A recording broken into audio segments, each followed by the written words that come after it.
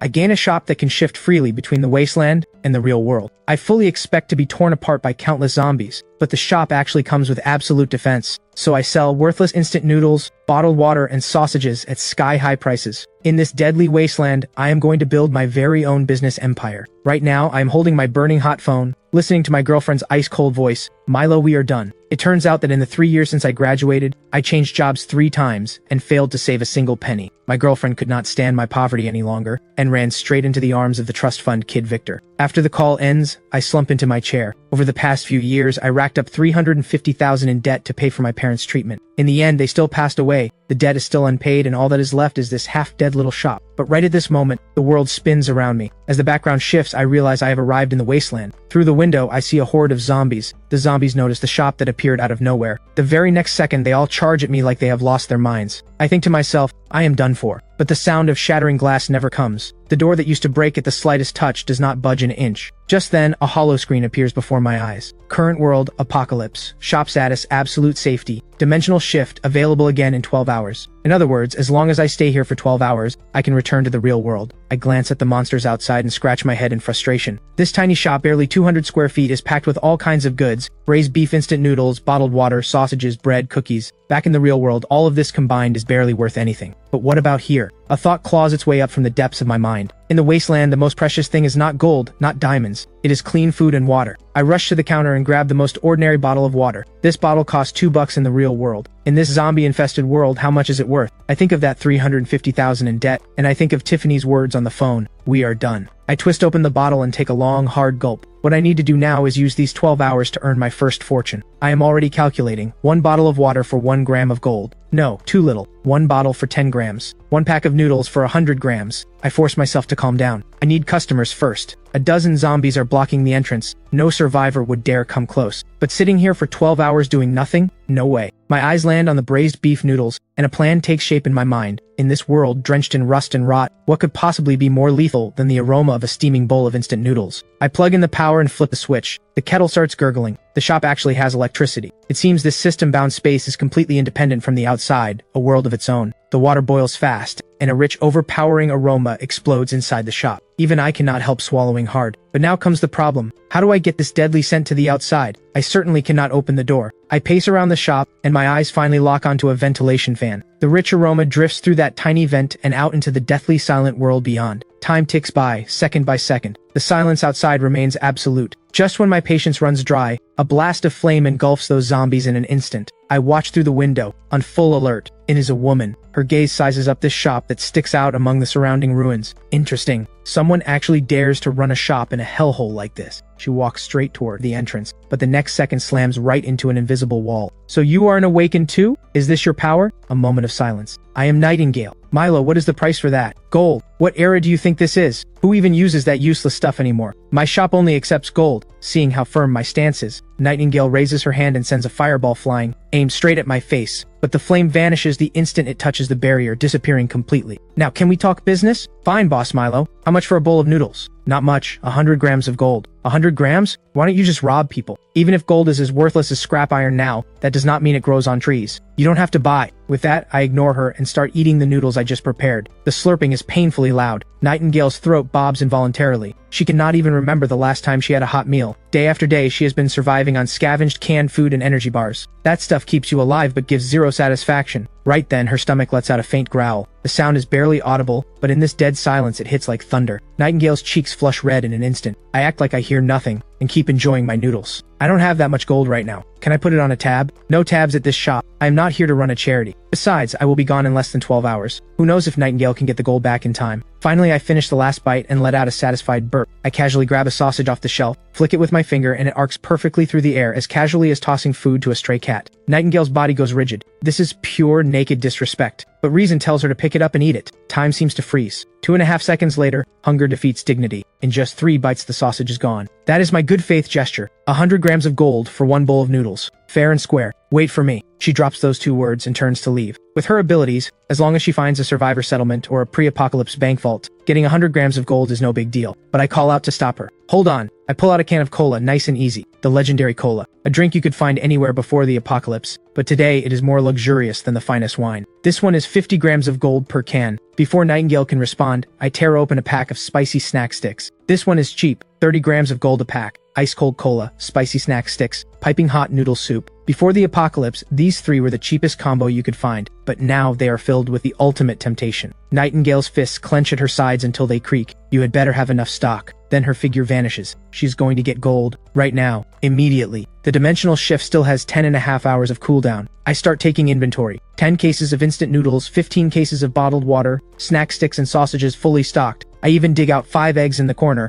An idea sparks in my mind. A little over an hour later, a loud crash comes from outside. Nightingale is back. She looks a bit roughed up, and she is holding a black bag. 200 grams of gold. Not a gram less. A prompt appears. Allow this item one-way entry into the safe zone. I silently think, allow. The black bag is lifted by an invisible hand and floats gently down to my feet. Nightingale's pupils contract sharply. This man is even more cautious than she thought. After verifying and counting the goods, I pull out braised beef noodles and ice-cold cola and snack sticks. Then, right in front of Nightingale, I boil another kettle. Finally, I carry that steaming bowl of noodles to the doorway. Just as Nightingale thinks I'm about to hand it over, I suddenly stop and pull an egg from my pocket. I look at Nightingale. Hey gorgeous, want an egg on top? How much? 50 grams of gold. 1 egg, 50 grams of gold? Why don't you just rob people? You don't have to add it. The eggs at this shop are reserved for special customers. I start putting the egg back. Wait, Nightingale, a powerful flame awakened, has always been the one others bow down to. But today she keeps swallowing her pride. The words "I don't want it" get stuck in her throat and refuse to come out. She reaches into a small leather pouch at her waist. A crystal the size of a pigeon egg rests quietly in her palm. I am out of gold for now. Use this for the egg. I raise an eyebrow, wondering what the heck this thing is. Just as I am about to refuse, a hollow screen pops up. High energy signature detected. Item, low tier zombie crystal core. Strongly recommended. Complete this transaction. I had it wrong. I had it all wrong. I have been using the shop the wrong way this entire time. I have been so busy figuring out how to pay off that $350,000 in debt that I missed the shop's true purpose. These crystal cores. In an instant, everything clicks. But I keep a look of disgust on my face. What is this ugly rock? It looks gross. This is a crystal core from inside a zombie's brain. It is essential for awakened training. Gold is not even worthy of being compared. So this crystal is some kind of power resource in this world? What would a shopkeeper like me need it for? Nightingale is shaking with rage. This man is impossible to deal with and blind as a bat. I watch her looking ready to explode and let out a sigh. Fine, you seem sincere enough. I will make an exception just this once. The moment those words leave my mouth, I silently think the command. Collect. The crystal core vanishes from Nightingale's palm in an instant. I do not even glance at it. I just shove the core into my pocket. Then I hand over the deluxe egg-top supreme noodles along with the cola and snack sticks. She grabs a fork and wolfs it all down, not leaving even the scallions at the bottom. She cracks open the cola and downs it in one go. Only then does she tear open the snack sticks and eat them one by one. Through all of it, I just watch in silence. I will be back. Nightingale drops those words and disappears into the darkness around the corner. After she leaves, I pull out the crystal core. Low-tier zombie crystal core. Can break the human gene lock. Upon use, there is a chance of becoming awakened. If absorption fails, the user will be broken down into base particles on the spot. Success rate, below 1%. My hand twitches and I nearly fling the core away. What the hell? Below 1%? This is not an opportunity. This is a one-way ticket to hell. But the shop pops up a new prompt. Within the shop's range, the player is immune to all forms of damage, including but not limited to physical damage, energy blasts, mental corruption, and genetic collapse. I look at the core in my hand again. For me, this is zero risk, maximum reward. How do I use it? Swallow directly. This thing does not exactly look edible, but remembering how Nightingale summoned fire out of thin air, I swallow it whole. The next second, a violent wave of pain tears through my entire body. I curl up like a shrimp. Second after second passes until the agony finally fades, replaced by raw power surging through every muscle. Is this what it means to be awakened? This strength is terrifying. I copy Nightingale's pose and strike a stance. Fire! Nothing. Not a single spark on my fingertips. Damn it, did the awakening fail? The more I think about it, the angrier I get. I slam my fist into the shelf next to me. Suddenly the shelf and all the snacks on it vanish. My mind links to another space, and inside that space sits the missing shelf. I try reaching out, and the shelf reappears in its original spot. Only now does the system chime in. Awakened Milo. Awakened ability. Dimensional vault. Capable of isolating space and time. Store and retrieve with a single thought. Current capacity. I practice on a bag of snack sticks, storing it, retrieving it, storing it, retrieving it. Slowly I sink into deep thought. Gold can only solve the debt crisis. Crystal cores are the real path forward. The dimensional shift still has 9 hours of cooldown.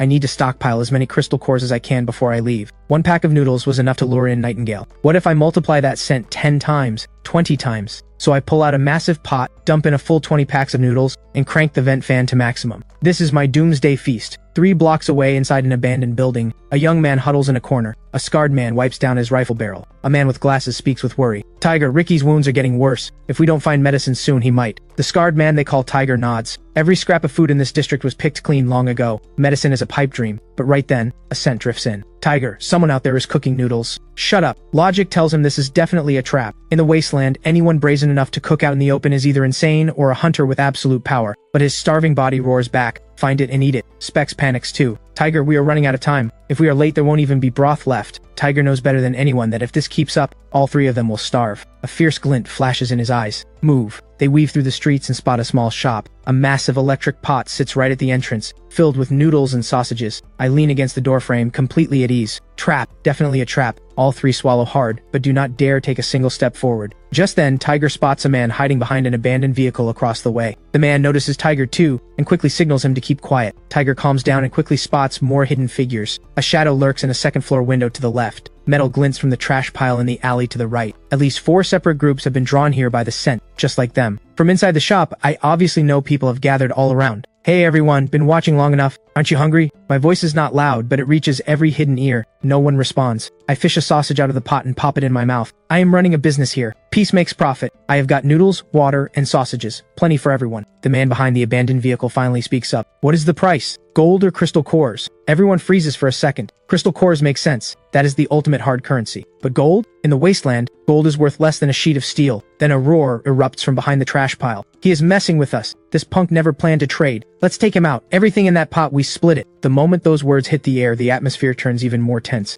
Everyone's mind races. I keep eating without even looking up. You can try, but let me be clear, anyone who attacks loses their right to trade. You will just have to stand there and watch everyone else eat. The man behind the trash cannot take it anymore. Screw this, I don't buy it. He whips out a shotgun. 2 more men crawl out behind him, one with a machete, the other with a steel pipe. Everyone else watches and waits, waiting for the first fool to test me. The man pulls the trigger without hesitation, but the buckshot, about 8 feet from the shop, slams into an invisible wall. The entire time, I do not even twitch an eyebrow. I just fish out another sausage and pop it in my mouth. The entire square falls into an eerie silence. His 2 companions with the machete and the pipe stand frozen. Right then, the man behind the vehicle seems to understand something. Since physical attacks are useless, what about a psychic one? An invisible wave of energy gathers in his palm. An invisible bolt of psychic force shoots toward me. This is his ability, Psychic Pierce. But when the psychic blast hits the shop, it does not even cause a ripple. Now everyone sees it clearly. Inside this shop, I am untouchable. Tiger's back is already drenched in cold sweat. He is beyond grateful he did not act on impulse. I finally finish the noodles in my mouth and turn my gaze toward the man behind the trash pile. I already said, anyone who attacks loses the right to trade. Does anyone else want to try? Silence falls like death. The tension is so thick it is about to drive everyone insane when the rhythmic click of high heels approaches from the distance. Everyone turns toward the sound. It is Nightingale. Tiger recognizes her. Or rather, in these ruins, any survivor who has lived long enough has heard the name Nightingale. A top-tier awakened who wields flame. Why is she here? You sure know how to make a scene. There are always those who don't listen. I suggest all of you drop whatever ideas you are having. Forget your junk weapons. Even I cannot scratch this shop. Dead silence blankets the square again. Tiger takes a deep breath and slowly steps out of hiding, hands open to show he means no harm. Other hidden figures start emerging too. Nightingale ignores everyone else. She pulls a few items from her belt. 3 gleaming gold bars, each one 100 grams. I want cookies, canned food, and water. Everything that is easy to carry and store. For a top-tier hunter like Nightingale, ready-to-eat industrial rations are the smarter choice. I like doing business with smart people. I quickly pull out compressed biscuits, canned luncheon meat, and bottled water. A smooth trade, done in full view of everyone. Nightingale takes the food, turns, and vanishes into the darkness. Every pair of eyes snaps back to me. This time there's no hostility, no testing, only the purest hunger. Now it is your turn. Everyone clear on the rules? Gold or crystal cores for food, except for them, of course. The man from the trash pile cannot hold out any longer. He scrambles over to me on his hands and knees. Boss, I was wrong. I was so wrong. Please, just one bite. Just a sip of broth. His 2 companions drop to their knees behind him, begging. The survivors around them feel no sympathy, only relief that they held back. I already said anyone who attacks loses the right to trade. I stop paying them any attention and scan the crowd. Who else wants to trade? Tiger pulls out a crystal core and holds it up to me. With a single thought, the core floats into my hand. I say nothing and turn to grab 3 large bowls, packing them full of noodles and sausages. Tiger lifts that bowl and feels warmth he has not felt in ages. All 3 of them bury their faces in the bowls and inhale the food. With someone finally breaking the ice, the rest cannot hold back any longer. Boss, I want to trade. Me too. I have got a crystal core. Even the man who launched the psychic attack earlier steps up to me. He silently pulls out 2 crystal cores, not daring to meet my eyes. I accept them without expression and give him a bowl just the same. Once the floodgate of trade opens, there is no closing it. Some bring gold jewelry, others bring crystal cores of all sizes. Soon my counter is piled high with over a dozen cores and the massive pot of noodles is running low. But right then, the 3 men from before completely lose it. If I cannot eat, then none of you will either. He lunges at a scrawny survivor. Noodles and broth spill everywhere. The other survivors who are eating all stop. Every eye turns on the rule-breaking maniac with cold fury. I stop serving and watch the spectacle. Then suddenly a flash of fire shoots out. He does not even have time to scream. His entire body turns to a handful of ash. His 2 companions follow him in the same breath. In under 3 seconds, all 3 vanish from the face of the earth. Nightingale steps slowly out of the darkness. I hate people who break the rules. I grab a can of cola from the cooler and toss it to Nightingale. I say nothing and go back to stirring the noodles. Trade continues in perfect harmony. Tiger's group has already finished eating, not a single drop of broth left. More and more people pour in from every corner of the ruins. The shop's shelves empty at a shocking pace. No one complains about the prices. No one causes trouble. Eventually, I sell out every last item in the shop. Nightingale tosses her empty cola can aside and walks up to me. You made a fortune. When are you coming back? No idea. Nightingale gives me one long look, then turns and vanishes into the darkness. After everyone leaves, the square falls completely silent. With a single thought, I open the dimensional vault. Inside sits over 100 kilograms of gold and a full 33 crystal cores. Absorbing crystal cores will bring extreme pain, but I do not hesitate for a second. I swallow every single one. This time it is not just intense pain. It is a pressure beyond imagination, like my body is about to burst. If I were not inside the shop, this energy would rip me apart in an instant. Through the peak of agony, I absorb the very last trace of energy. When I open my eyes again, I see a bug on the ceiling. Its wings beat in what seems like slow motion. I hear the low growl of the zombies outside, smell every trace of blood and damp earth in the air. My senses have been enhanced to an unbelievable degree. I reach toward the shelf beside me and clench my fist in the air. With a faint tremor, the shelf slowly rises off the ground. This is not the dimensional vault. This is telekinesis. I immediately pull up the system holoscreen. Awakened Milo. Ability 1, Dimensional Vault. Current capacity, 1000 cubic meters. Ability 2, Telekinesis. Can manipulate objects within 50 kilograms from a distance. I actually unlocked a second ability. For the remaining time, I wait calmly for the countdown to end. As that twisting sensation hits again, I return to the real world. The stench of rust and rot is gone, replaced by the fresh scent of earth and grass. Dimensional shift complete. Current world, Earth. Next shift available in 12 hours. It is still dark outside. I climb back onto my folding cot and sleep for a few hours. At 9 in the morning, I walk into an antique shop at the trade market. Sir, do you buy gold? The owner asks, what purity? Where did you get it? I say nothing and set 2 gold bars on the counter. The heavy thud makes the owner sit bolt upright. He inspects them for a solid 10 minutes before looking up. Top quality. My best offer, 580,000, 700,000. Kid, that is too high. I have got risk on my end and expenses to cover.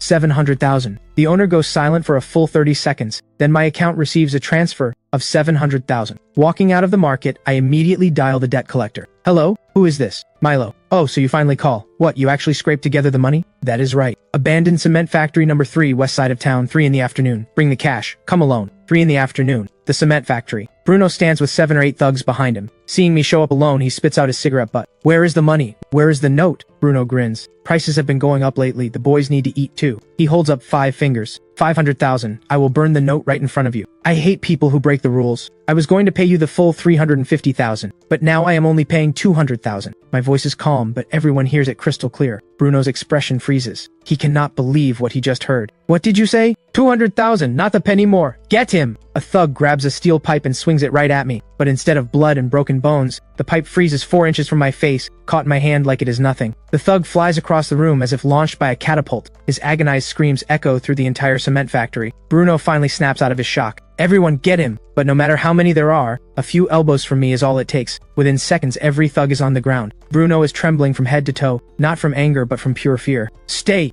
away from me! I am warning you, my boss is. The note. Bruno scrambles to pull out a stack of papers. Right in front of his face, I transfer 200,000. It was supposed to be 350,000. Now it is worth 200,000. I tear the note to shreds, turn around, and walk away. That chapter is closed. I have bigger things to do. I head to the used car lot, and before long I'm driving a second-hand van toward the city's biggest wholesale food market. I step inside the warehouse. Before the clerk can even open her mouth, I say, I need 200 cases of instant noodles, 100 cases of sausages, 200 cases of compressed biscuits, 100 cases of canned beef, and 500 cases of bottled water. Stunned by the volume, the staff still gets it ready fast. Why would they question it? The one paying is the one in charge. It takes me the entire day to move everything out. The dimensional shift has 2 hours left. Yesterday was my first trade. Most of the gold was scavenged on the spot from the ruins. To maximize profit, I need volume. I need to partner with the outposts and let them collect the gold. Feeling the power inside me fills me with a strange detachment from my old life. In the remaining 2 hours, I decide to have one good meal and say goodbye to who I used to be. So I drive to the most upscale restaurant in the city. Compared to the luxury cars out front, my van sticks out like a sore thumb. Even the doorman assumes I am here to mooch a parking spot. Sir, this place is. I just pull out a gold nugget the size of a bean and hand it to him. Park it right, park it wrong, and I will break your legs. The heavy weight of that nugget in his hand makes the doorman freeze on the spot. I do not look at him again and walk straight into the restaurant. Soft lighting, well-dressed guests. Everything looks so elegant and relaxed, the polar opposite of the wasteland. Just as I am reading the menu, a woman's voice calls from nearby. Milo? The voice belongs to my ex-girlfriend Tiffany. The man beside her is none other than the trust fund kid Victor. Victor is caught off guard for a second, then wraps his arm around Tiffany's waist and walks over. Well, if it isn't Milo. What happened to your little shop here to apply as a dishwasher? A single steak here costs $3,800. Your whole month's salary wouldn't cover one bite. Too noisy. Tell the head chef to send out his best. Victor feels like he just punched a cloud. Being completely ignored makes him furious, so he raises his voice even louder. Are you deaf? I'm talking to you, but my face shows absolutely nothing. Tiffany suddenly feels like the man in front of her is a complete stranger. The restaurant manager rushes over. Sir, please calm down. You are disturbing the other guests. Victor sees the manager and gets even bolder. Mr. Clark, perfect timing. Since when does your restaurant let just anyone walk in? Letting someone like him sit here is dragging down your standards. Mr. Clark certainly knows who Victor is. He is the son of some real estate tycoon in the city. But Mr. Clark also notices how unusually calm I am. So he replies, firm but polite. Mr. Victor, our restaurant treats every guest equally. Do you have a private room? Mr. Clark immediately bows a full 90 degrees. Mr. Milo, my sincerest apologies. We failed to serve you properly, and it affected your dining experience. He immediately sends a server to escort me to a private room. From start to finish, I do not give Victor so much as a glance. Victor tries to say something else, but Mr. Clark cuts him off. Mr. Victor, please stop causing a disturbance immediately. Otherwise, I will have no choice but to have security escort you and this young lady out. Inside the private room, course after course of exquisite food arrives at my table. There was a time when I could not even afford to walk in the door. Now, having tasted it all, I realize it is nothing special. After the meal, I head back to the shop. The next shift is 150 seconds away. The moment the timer hits 0, the noise of the city vanishes, replaced by the dead silence of the wasteland. The 12-hour cooldown has dropped to 11. I suspect that as the number of shifts increases, eventually I will be able to travel back and forth without limits. I sense many eyes watching me. The survivors from last time have already spread the word about the mysterious shop to every corner. The ones showing up now are no longer starving stragglers. They are organized scouts. After about 10 minutes, a figure approaches the shop. A man with a rifle on his back stops at my door. The name is Scorpion. I represent Bedrock Outpost, and I would like to talk. Talk about what? Our outpost needs supplies. Food, water, medicine, weapons, ammo. We want it all. I do not sell weapons. Not a flicker of disappointment crosses Scorpion's face. He clearly expected that answer. He pulls a gold bar from his pocket and sets it on the counter. Consider this a deposit. We want to establish a long-term partnership. We are hoping for a discount. My prices are the same for everyone. Just then, faint movement ripples through the shadows behind him. Scorpion raises his hand in a calming gesture. We are very sincere. I say nothing. I reach toward the canned meat on the shelf and clench the air. The cans float slowly onto the counter. Scorpion's pupils contract sharply. Telekinesis. Before coming here, Scorpion assumed my only advantage was the shop's unbreakable absolute defense. He never imagined I am a powerful awakened myself. 1 case of canned goods, 1 gold bar. We need an exact number. We need to know how much stock you actually have. That is one of the real reasons he came. I let out a quiet laugh and snap my fingers. A mountain of bottled water materializes on the ground out of thin air. The sight makes Scorpion's brain stall for a solid 2.5 seconds. Is this enough? If not, I snap my fingers again. Another mountain, this time compressed biscuits. Scorpion's throat bobs. The man in front of him does not just have telekinesis, he also has a spatial ability. What is the price? I already told you. 1 gold bar, 1 case of canned goods. We will take everything, but we need time to gather the gold. Gold works for the loose items on the shelves, but for bulk orders you pay with something else. Crystal cores? Impossible. Crystal cores cannot be used for trade. They are the source of every awakened's power.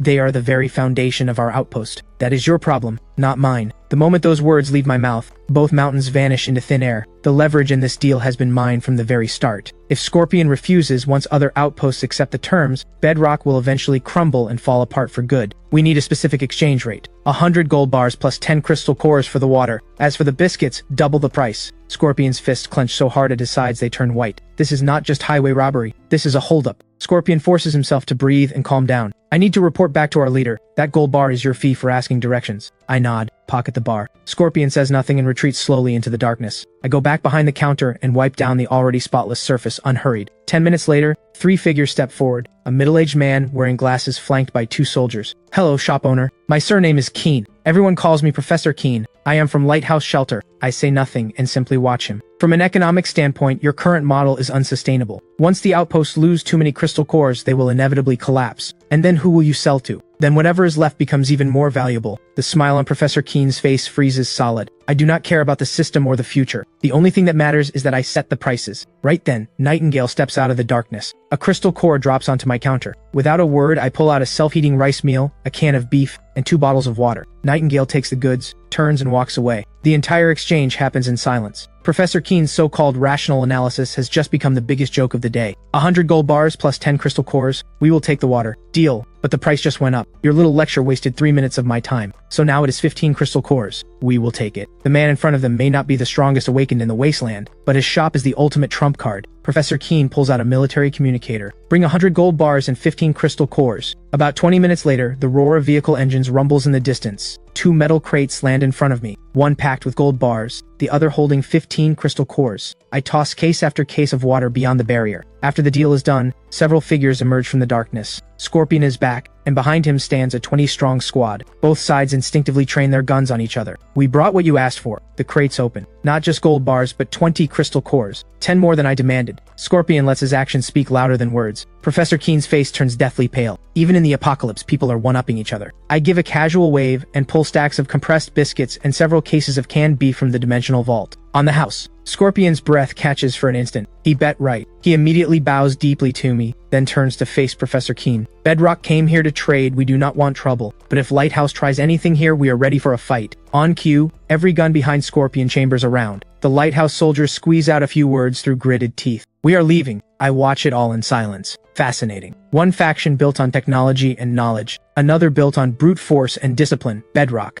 After Lighthouse leaves, Scorpion bows once more and pulls out fast. These 2 deals net me another 100 kilograms of gold. The quiet does not last long. This time 3 convoys roll in from different directions. Zombie shrieks erupt from every direction. All 3 factions give the order almost simultaneously. Open fire. Heavy machine guns and assault rifles crack on one side while awakened hurl fireballs and ice spikes on the other. After the last zombie drops with a headshot, the square settles into a fragile calm. Boss Warax has something to say. Arc Shelter is here with full sincerity too. Line up. Start over there. Warax runs this whole East District. Since when do we wait in line? Boss, what are you trying to say? We came here with respect and cleared out the zombies for you. I said, line up. If Warax does not follow the rules, I will not sell you a single thing. Warax still carries weight in this East District. Making friends with us would not hurt. I do not care about one more friend or one less. Either follow the rules or leave. Line up? Where does that leave Warax's reputation? The bald brute lets out a growl as if he has made up his mind. He turns to his men and waves hard. Bring the crates up front. I am buying first today. 2 Warax members haul a heavy metal crate forward. Someone broke the rules. Trading is over. With one sweep of my hand, every last bit of stock vanishes into my dimensional vault. The entire shop is empty in a heartbeat. The other 2 factions glare at the bald brute with pure fury. I came here with gold and crystal cores to do you a favor. Don't push your luck. Nobody in the East District dares to ignore Warax. Who do you think you are? I hate barking. Open fire, blow this dump to dust. A hail of bullets rips toward the shop, but every single round is stopped by the invisible shield. Not only will I never sell Warax another thing, I am putting a bounty on your head. 100 cases of canned beef. Every Warax member freezes. I raise my hand and 100 cases of canned beef appear on the ground. Instantly, every pair of eyes shifts to the bald brute. You all want to turn on me? I am the 3rd boss of Warax. The Hive accepts that bounty. Arc Shelter does too. And you? You are betraying me as well? The Warax members exchange glances. No one dares to meet his eyes. Loyalty. In the wasteland, loyalty is the cheapest thing there is. Suddenly a blade plunges into the bald brute's chest. The one who struck is his own lieutenant. Why? Why? The lieutenant's face shows nothing. 3rd boss, the boys need to eat too. Then he turns toward the shop. We took him out. This deal belongs to Warax. I already said I will not sell Warax a single thing. They killed their own 3rd boss with their own hands and got nothing in return. However, if these people are no longer Warax members, I only refuse to trade with Warax. As for anyone else, that is a different story. My name is Vera, Supply Chief of Arc Shelter. On behalf of Arc, I formally invite all of you to join us. The Hive also welcomes capable allies. The lieutenant's mind races. We will join Arc. Fighters behind him lower their weapons in unison, pledging allegiance. I lean against the counter and give a casual wave. The mountain of 100 cases of canned beef settles right in front of the lieutenant. The lieutenant knows how to play the game. He walks up to Vera and says, Chief Vera, we are grateful for Arc's protection. These canned goods are a gift to you as a token of goodwill. The Hive crew watches with envy, but they do not dare get any ideas. This time no one raises a single objection. Vera takes her place behind the tiled step. The lean man from the Hive silently lines up behind her. What do you need? Compressed biscuits, water, and noodles. 2 crates pop open. Inside are 50 gold bars and 20 crystal cores. After the deal is done, she is in no rush to leave. Boss Milo, do you take pre-orders? I do. What do you need? Antibiotics, cold medicine, as much as you can get. Go back and make a list, then bring me a deposit. I will have the goods ready next time. Next up is the lean man from the hive. Just like Vera, he pre-orders medicine plus cigarettes and liquor. After the organized trades wrap up, a handful of individuals step up to trade. Some bring gold jewelry, others bring small crystal cores. But then one person brings something completely new, a vehicle battery. The energy density and cycle life of batteries in this world are nearly double what exists in mine. It suddenly hits me. I have been treating this world as nothing more than a crystal core and gold cash machine, completely overlooking the technology this world already had before the disaster struck. I turn around and pull out 2 loaves of bread, a bottle of water, and 2 sausages. The surrounding survivors are stunned. That much for a battery? From now on, I am buying these batteries too. In the back of the crowd, several lone wolves quietly form a circle around the man. He clutches the food tight against his chest, his body shaking. This food is not hope, it is a death sentence. I have questions for this man. Anyone who moves, I will gladly spend a few more cases of canned beef on your heads. Every lone wolf freezes on the spot. After all, Warax's third boss is still lying dead just a few steps away. What is your name? Owen. Owen, where did this battery come from? Skyreach Tech Park. I used to be a battery engineer at Skyreach Technologies. This Thor Mark 7 is our flagship product. When the disaster hit, we had just finished a production run. The company warehouse still has tens of thousands of finished batteries, but every one of the thousands of employees in the park turned into zombies. I nod. If I use the gold I have to replicate a production line back home, the Thor Mark 7's performance specs could absolutely ignite an energy revolution in the real world. Assuming the production line is destroyed, can you recover the full manufacturing process for this battery? Every raw material formula and procedure? The park servers have complete documentation. As long as I can access a server, I can pull everything out. The way I look at him changes completely. This is no down on his luck engineer. He is a walking key to a treasure vault. For this, I am going to need help from the local powers. With that in mind, I look at Owen. From now on, you work for me. Your job is to evaluate every piece of tech I receive. In return, I will provide you with food and water. A wave of uncontrollable joy surges through Owen's heart. What does it mean to turn your life around overnight? This is exactly what it means. But some survivors are quick thinkers. If Owen can change his fate with a single battery, why can't they? In an instant, a gold rush sweeps through the survivors. A salvaged motherboard from a military drone, a sealed biological sample cooler, even half a burned academic journal. I turn nothing away and hand everything to Owen for evaluation. The gold rush carries on well past midnight. Just then, 2 blinding headlights tear through the darkness, followed by the steady roar of powerful engines. Vera and the lean man step out of their vehicles almost at the same time. Several crates packed with gold and crystal cores sit heavy on the ground. This is a deposit from Ark in the Hive. Deposit received. I will have your goods ready for the next trade. Vera and the lean man bow at the same time, their posture respectfully low. Although the deal is done, neither of them shows any sign of leaving. Their eyes fix on Owen and the pile of tech scrap on the ground. My gaze stays calm. In the north district of the ruins sits Skyreach Tech Park. Tens of thousands of finished Thor Mark 7 batteries are stored there, but the place is infested with over 5,000 zombies. That number is enough to devour anything. Boss Milo, what do you mean? I am giving you a chance to strike it rich. I fund it, you supply the manpower. Clear out the tech park for me, and bring back the server mainframes in perfect condition. Vera and Hornet's minds race at full speed. The risk is hell tier, but the reward is heaven tier. More importantly, this is a chance to build a deep bond with this mysterious shopkeeper. The Hive accepts. Our Ripper Squad has the strongest solo assault capability in the entire ruins. Mission guaranteed. Hornet, don't oversell it. Ark has the best tech team in the ruins. Hacking, dismantling, transport. Only we can pull it off without a single hitch. The Skyreach Tech Park mission, Bedrock accepts. We have the most awakened fighters. We guarantee the servers come back in one piece. What a joke. 5,000 zombies? How many can your awakened kill before they burn out? You would just be marching to your deaths. Scorpion, brute force won't solve this. Without our technicians, you can't even get through the front gate. Skyreach Technologies Chief Power Engineer Dr. Clement is with Lighthouse. No one knows that place better than he does. The moment those words land, Vera, Hornet, and Scorpion all change color at once. Lighthouse has been holding an ace this whole time. Enough. I don't care if it is Ark, Bedrock, or anyone else.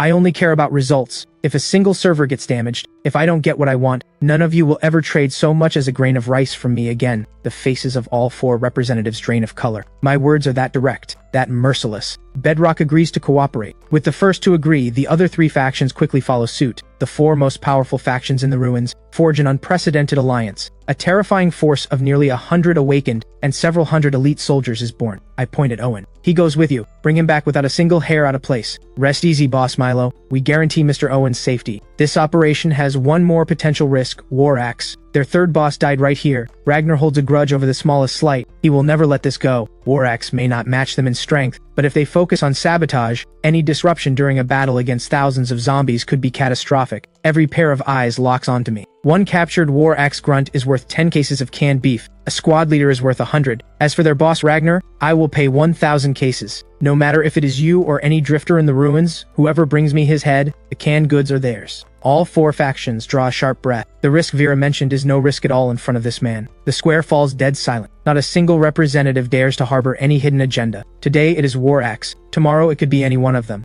Once a bounty is issued, there is no room for negotiation. Vera, Hornet, Scorpion, Professor Keen, four people whose every step shakes the ruins, do not waste another word. They finalize the mission assignments at top speed, then load up and drive off. Before leaving, Vera walks over to Owen. Mr. Owen, please come with us. We will need more details about the tech park on the way. Owen instinctively glances back at the shop. Only after I give him a nod does he climb into Ark's vehicle. I shut the door but do not rush to return to the other world. With a single thought, I pull out every crystal core earned from today's trades. Without a shred of hesitation, I grab a handful and shove them into my mouth. The familiar searing pain hits again. After the very last trace of energy is absorbed, I snap my eyes open. Awakened Milo. Ability 1, Dimensional Vault. Current capacity, 3,000 cubic meters. Ability 2, Telekinesis. Can manipulate objects up to 200 kilograms from a distance, with the added ability to reshape and accelerate objects. This is no longer simple object retrieval. My gaze shifts to the metal shelf in the corner. This time I do not clench my fist or raise my hand. Just one look. In an instant, the shelf is crushed into an ultra-dense block of metal. 12 minutes until the dimensional shift. Time to go back. The Thor Mark 7 battery is like a seed that has planted an entire forest of ambition in my heart. I am no longer satisfied being a simple middleman reseller. I'm going to build my own business empire in this safe, modern world. Those hundreds of kilograms of gold need to become liquid capital fast, but moving that much gold through legitimate channels is flat out impossible. A name surfaces in my mind, Bruno. That lone shark thug must have connections to this city's underground. Using him as a bridge is the most efficient and safest option right now. Once the funds land, the plan is to load up on supplies like mad, fill every inch of the 3,000 cubic meter vault in the shop, then register a tech company and get the framework in place to receive the technical data from Skyreach Tech Park. My thinking is razor sharp. Every step points toward that massive goal. The dimensional shift is ready. With a single thought, the familiar weightlessness wraps around me. Dimensional shift complete. Current world, Earth. Next shift cooldown, 11 hours. Outside the window, the city glows with neon lights and rushing traffic. Compared to the ruins just seconds ago, it feels like two entirely different universes. This extreme contrast only makes me more certain. I must hold on to this power with everything I have. Back on Earth, I do not leave the shop right away. Instead, I lie down on the bed. The surge in mental power has drastically reduced my need for sleep, but a few hours of rest still brings the body back to peak condition. When I open my eyes again, it is 11 in the morning. After a quick lunch, I dial Bruno. Hello? Who is this? Milo. Milo. Boss, what can I do for you? I have some product I want to move. Boss, if you don't mind me asking, what kind of? There is a bit of risk, but not much. Same cement factory as last time, come alone. Got it. I will be there on the dot. Soon, it is 3 in the afternoon. Same cement factory, but this time I am the one sitting on the couch. Bruno arrives right on schedule. He barely dares to breathe in my presence. Boss, what are you looking to move? I casually pull a gold bar from a burlap sack. Bruno's pupils contract slightly. A 500-gram gold bar. Valuable, sure, but any decent gold shop could handle it. Just as he thinks that, I pull the sack open wider. It is packed with gold bars. Bruno freezes on the spot. His mind goes blank. That is not one bar. It is a pile. 20 bars, 500 grams each. Bruno starts shaking uncontrollably. 20 bars at 500 grams each. That is 10 kilograms. Did someone rob a gold vault? Or hijack an armored truck? He thinks back to what I said on the phone. Not much risk. Not much risk? The moment you touch this stuff, it is express delivery to the guillotine. A case this massive, he would not even dare dream about it. Boss,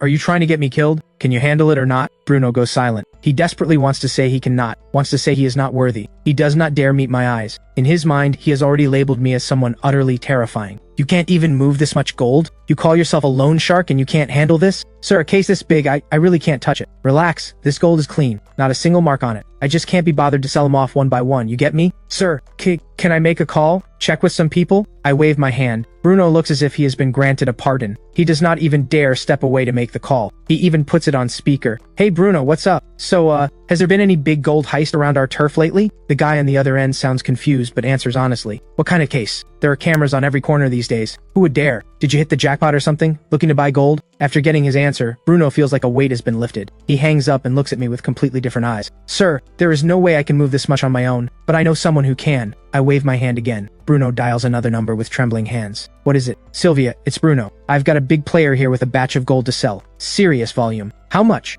T10 kilograms, and there's more after that. This time the silence on the other end drags even longer. Half an hour, the usual place, I will inspect it personally. 30 minutes later, we arrive at a private club. Sylvia is a woman in a fitted silk dress. She gestures for me to take a seat. I do not hold back. I stride over and sit down, then drop the sack onto the table. The woman called Sylvia does not pause her tea pouring. Only after sliding the cup in front of me does she finally speak. And you are? Milo. Mr. Milo, may I see the goods? I nod. After the bag is opened, 10 gold bars sit there quietly. Sylvia's technique is razor professional. She examines them for a long time, murmuring to herself. 999 purity, full weight, standard gold bars. Finally, she looks up at me. Mr. Milo, a batch this size, where did it come from? I pick up the teacup and take a quiet sip. Mr. Milo, it is not that I don't trust you, but this business has its rules. 10 kilograms is not a small number. I need to know. She studies my expression as she speaks, but I say nothing. I just glance at Bruno. He gets the message instantly and hurries out of the room. Then I pull a gold bar from the bag. Under Sylvia's watchful gaze, I squeeze gently. The gold bar bends in my hands like putty. Someone with this kind of power has no reason to deal in stolen gold. She takes a deep breath and names her price. 700 per gram, 10 kilograms comes to 7 million. I neither accept nor refuse. What is the maximum volume you can handle? Sylvia's expression wavers for just a moment. She is calculating the absolute limit of her entire network. Mr. Milo,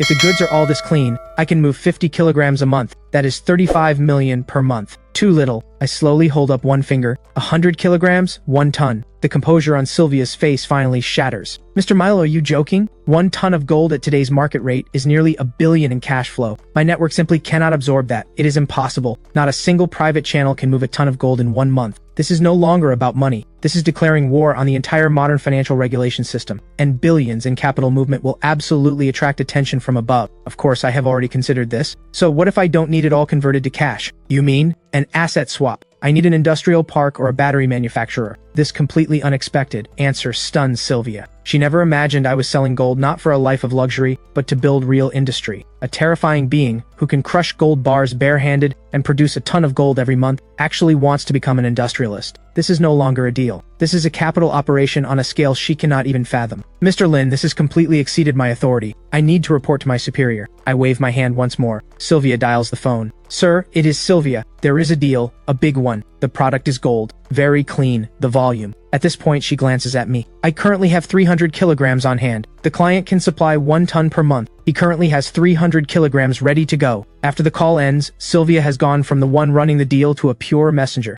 Mr. Milo, my boss wants to meet you in person. Tomorrow evening, 7 o'clock, same location. I nod and point at the gold. Move these first. As a show of good faith, we can offer 800 per gram for this batch. In less than 5 minutes, my account receives 8 million. After the deal is done, Sylvia personally walks me out, all the way until I drive off in my van. After I leave, Bruno sidles up with a grin. Sylvia, so how did it go? That mister. From now on, regarding Mr. Milo, do not ask a single question. Whatever he tells you to do, you do it. If something goes wrong, nobody can protect you. Then, I do not go back to the shop. Instead, I head to the wholesale center. The salesperson from last time spots me and rushes out to greet me. Boss Lin, you are back! What can I get you this time? Follow this list. Every item 10 times the quantity. The manager glances at the list. His hands tremble. Absolutely, we will get it done. After paying 2 million in goods, I make trip after trip back and forth, until more than half the dimensional vault is full. But I have something even more important to handle. A simple box of antibiotics in that broken world is worth far more than gold. I drive to the city's pharmaceutical wholesale district. I skip the flashy storefronts and instead walk into a small shop tucked in an alley. The middle-aged man inside glances at me. Prescription or hospital purchasing license? Neither. Then I can't sell. But I just pull out my phone and open my balance. A long string of zeros hits the man's eyes. Amoxicillin, tourniquets, gauze, iodine, saline solution. I will take everything you have. The man's breathing completely stops. What do you need all this for? You only need to answer one question.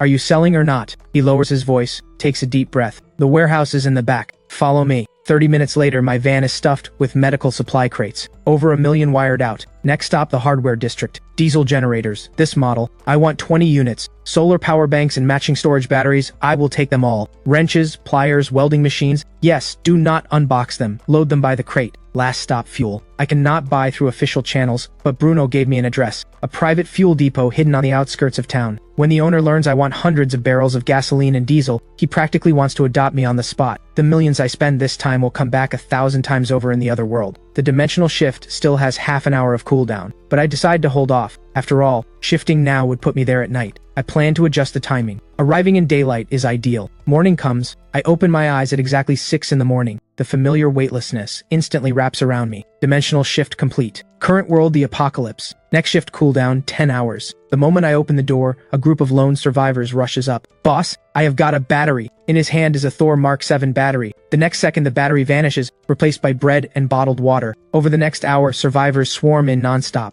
Then, at 7 o'clock sharp, a faint rumble shakes the ruins. The 4 factions have arrived. All 4 representatives step out of their vehicles. Boss Milo, we are ready. All technical personnel and equipment are fully in position. Hive scouts have already deployed ahead to clear obstacles along the route. Dr. Clement has confirmed the exact location of the server. We can move out at any time. Have any of you eaten breakfast? The sudden question catches Scorpion and the others completely off guard. Before they can answer, I sweep my hand wide. Mountains of instant noodles, self-heating rice meals, and canned goods pile up into a supply mountain. All 4 representatives swallow hard involuntarily. Even for them, eating a full meal is no easy thing. As for eating well, that is pure fantasy. What are you standing around for? Boss Milo is treating you. Go! Scorpion's bark lights the fuse. The next moment, everyone lines up in orderly fashion. Soldiers' eyes go red with emotion on the spot. They shovel food into their mouths. If the pre-mission breakfast is already this grand, and they actually complete the mission, what will they get? Could it be meat at every meal? Just as everyone savors the most luxurious breakfast the wasteland has ever seen, I make another move. More large cartons hit the ground. This time it is not food, it is cigarettes. In the wasteland, cigarettes are the second hardest currency after crystal cores. Hand them out. Regular soldiers get 2 packs each, awakened fighters get a full carton. This is not ordinary supplies. This is a spiritual luxury. This single move is more powerful than any pre-battle speech. It does not just fill their stomachs, it soothes their wired nerves. Just when everyone thinks that is all, I raise my hand again. This time it is several black cases stamped with technical markings. Professor Keene rushes forward and cracks open one of the cases. Inside are reconnaissance drones. The other cases hold matching tactical radios. Interference-resistant, ultra-long battery life, thermal imaging. With these, we can avoid 90% of the danger before it even gets close. Scorpion, Vera, and Hornet crowd around. Their breathing turns heavy. In the past, they could only send scouts to risk their lives on recon. Communications were basically just shouting. This is a total game changer. Bellies full, every fighter's morale is at an absolute peak. Move out! The roar of engines merges into a steel flood that shakes the ground itself. The 4 factions of the ruins roll towards Skyreach Tech Park. Bedrock's heavy trucks lead the charge at the front, using reinforced rams to tear through abandoned vehicles blocking the road. Ark's convoy holds the center. Vera monitors the surroundings from her vehicle via drone, calmly coordinating each unit's route. The Hive's motorcycles, led by Hornet, patrol both flanks. Lighthouse's transport trucks hold steady at the rear, protecting Professor Keene, the tech team, and Dr. Clement. Just then, a Hive scout's voice crackles over the radio. Small zombie cluster 500 meters ahead, roughly 30,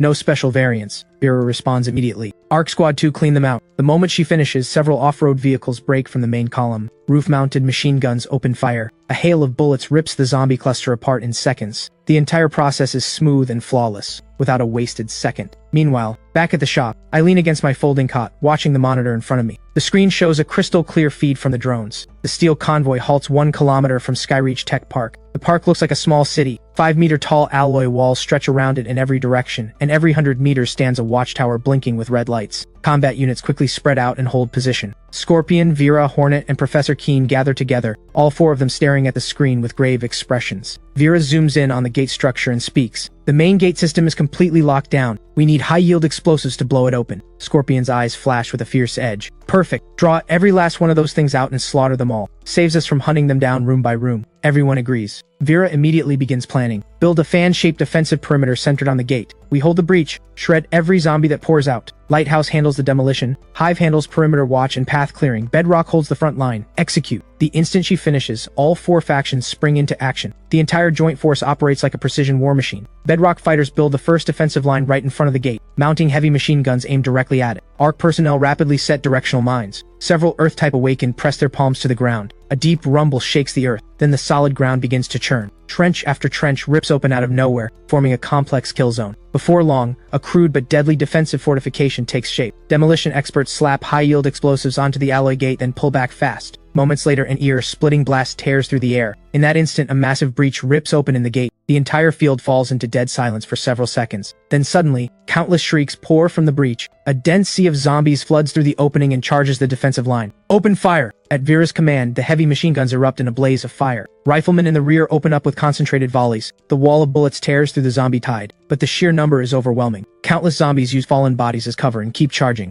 In the blink of an eye, they reach the forward perimeter. In barely 10 seconds, the trenches are packed with corpses. More zombies stampede across the bridge of bodies. Right then, the directional mines detonate. A massive blast wipes a huge swath clean in an instant, but fresh waves of black flood fill it right back in. Scorpion roars. Hold the line. He grabs a light machine gun himself and pours fire into the tide. Behind him, Bedrock soldiers hold the line with everything they have. On my monitor, blood and carnage fly everywhere. Everything is under control. I watch it all without expression, raising my hand to steer a drone over the entire tech park. Inside, the zombie density is thinning out. Just then, Nightingale's figure appears at the corner. Behind her stands a group of awakened. They eye the shop's fully stocked shelves with naked greed and longing. Nightingale stays perfectly composed. She looks me straight in the eye and gets right to it. I heard you are hitting Skyreach Tech Park. My people and I can help. My eyes sweep across the group. A faint, amused smirk tugs at my lips. Help? Vera and Scorpion have it covered. Nightingale hears this, and her expression turns subtle. She takes a deep breath. Anything they can do, we can do better. Now she has my interest. I point at the monitor in front of me. See that breach? Every zombie that comes through it is yours. As an advance, each of you can pick up 1 can of beef from Vera. Then show me whether you have earned a seat at the table. The awakened flush with shame and anger. 1 can of beef and you expect us to fight to the death? You think we are beggars? Outraged voices erupt one after another. Nightingale does not hear a word of it. She locks her eyes on me. All of you, shut up. If you want to leave, get lost right now. If you want to stay, follow me to pick up your canned beef and get to work. With that, she turns and strides toward the tech park. The awakened are left staring at each other. After a moment, Scar grits his teeth and follows. The rest see this and fall in line one by one. From inside the shop, I take it all in. A cool, faint curve forms at the corner of my mouth. What I want is not a pack of mercenaries who only care about payment. I want a force that is loyal to me. Before long, Nightingale arrives at the front line with over a dozen awakened. Vera frowns slightly at the sight. Nightingale wastes no words. Orders from Boss Milo. From now on, that breach is ours. Vera asks nothing more. She simply hands out a crate of canned beef. Nightingale and her people accept the cans without expression, then march straight toward the zombie tide without a second thought. Vera watches this with a complicated look. She does not understand why I would send a ragtag bunch of loners into battle, but she swallows her doubt and issues a new order. All units conserve ammunition. Shift fire to both flanks. In an instant, the gunfire thins out. A deadly gap opens in the front line. Countless zombies surge toward the opening. Scar lets out a beastly roar at the sight. He transforms into a hulking humanoid beast over 2 meters tall, charges headlong into the tide, and sends over a dozen zombies flying on impact. The others join the fight. All kinds of awakened abilities explode across the battlefield. But the problem becomes painfully obvious almost immediately. Every awakened is fighting solo.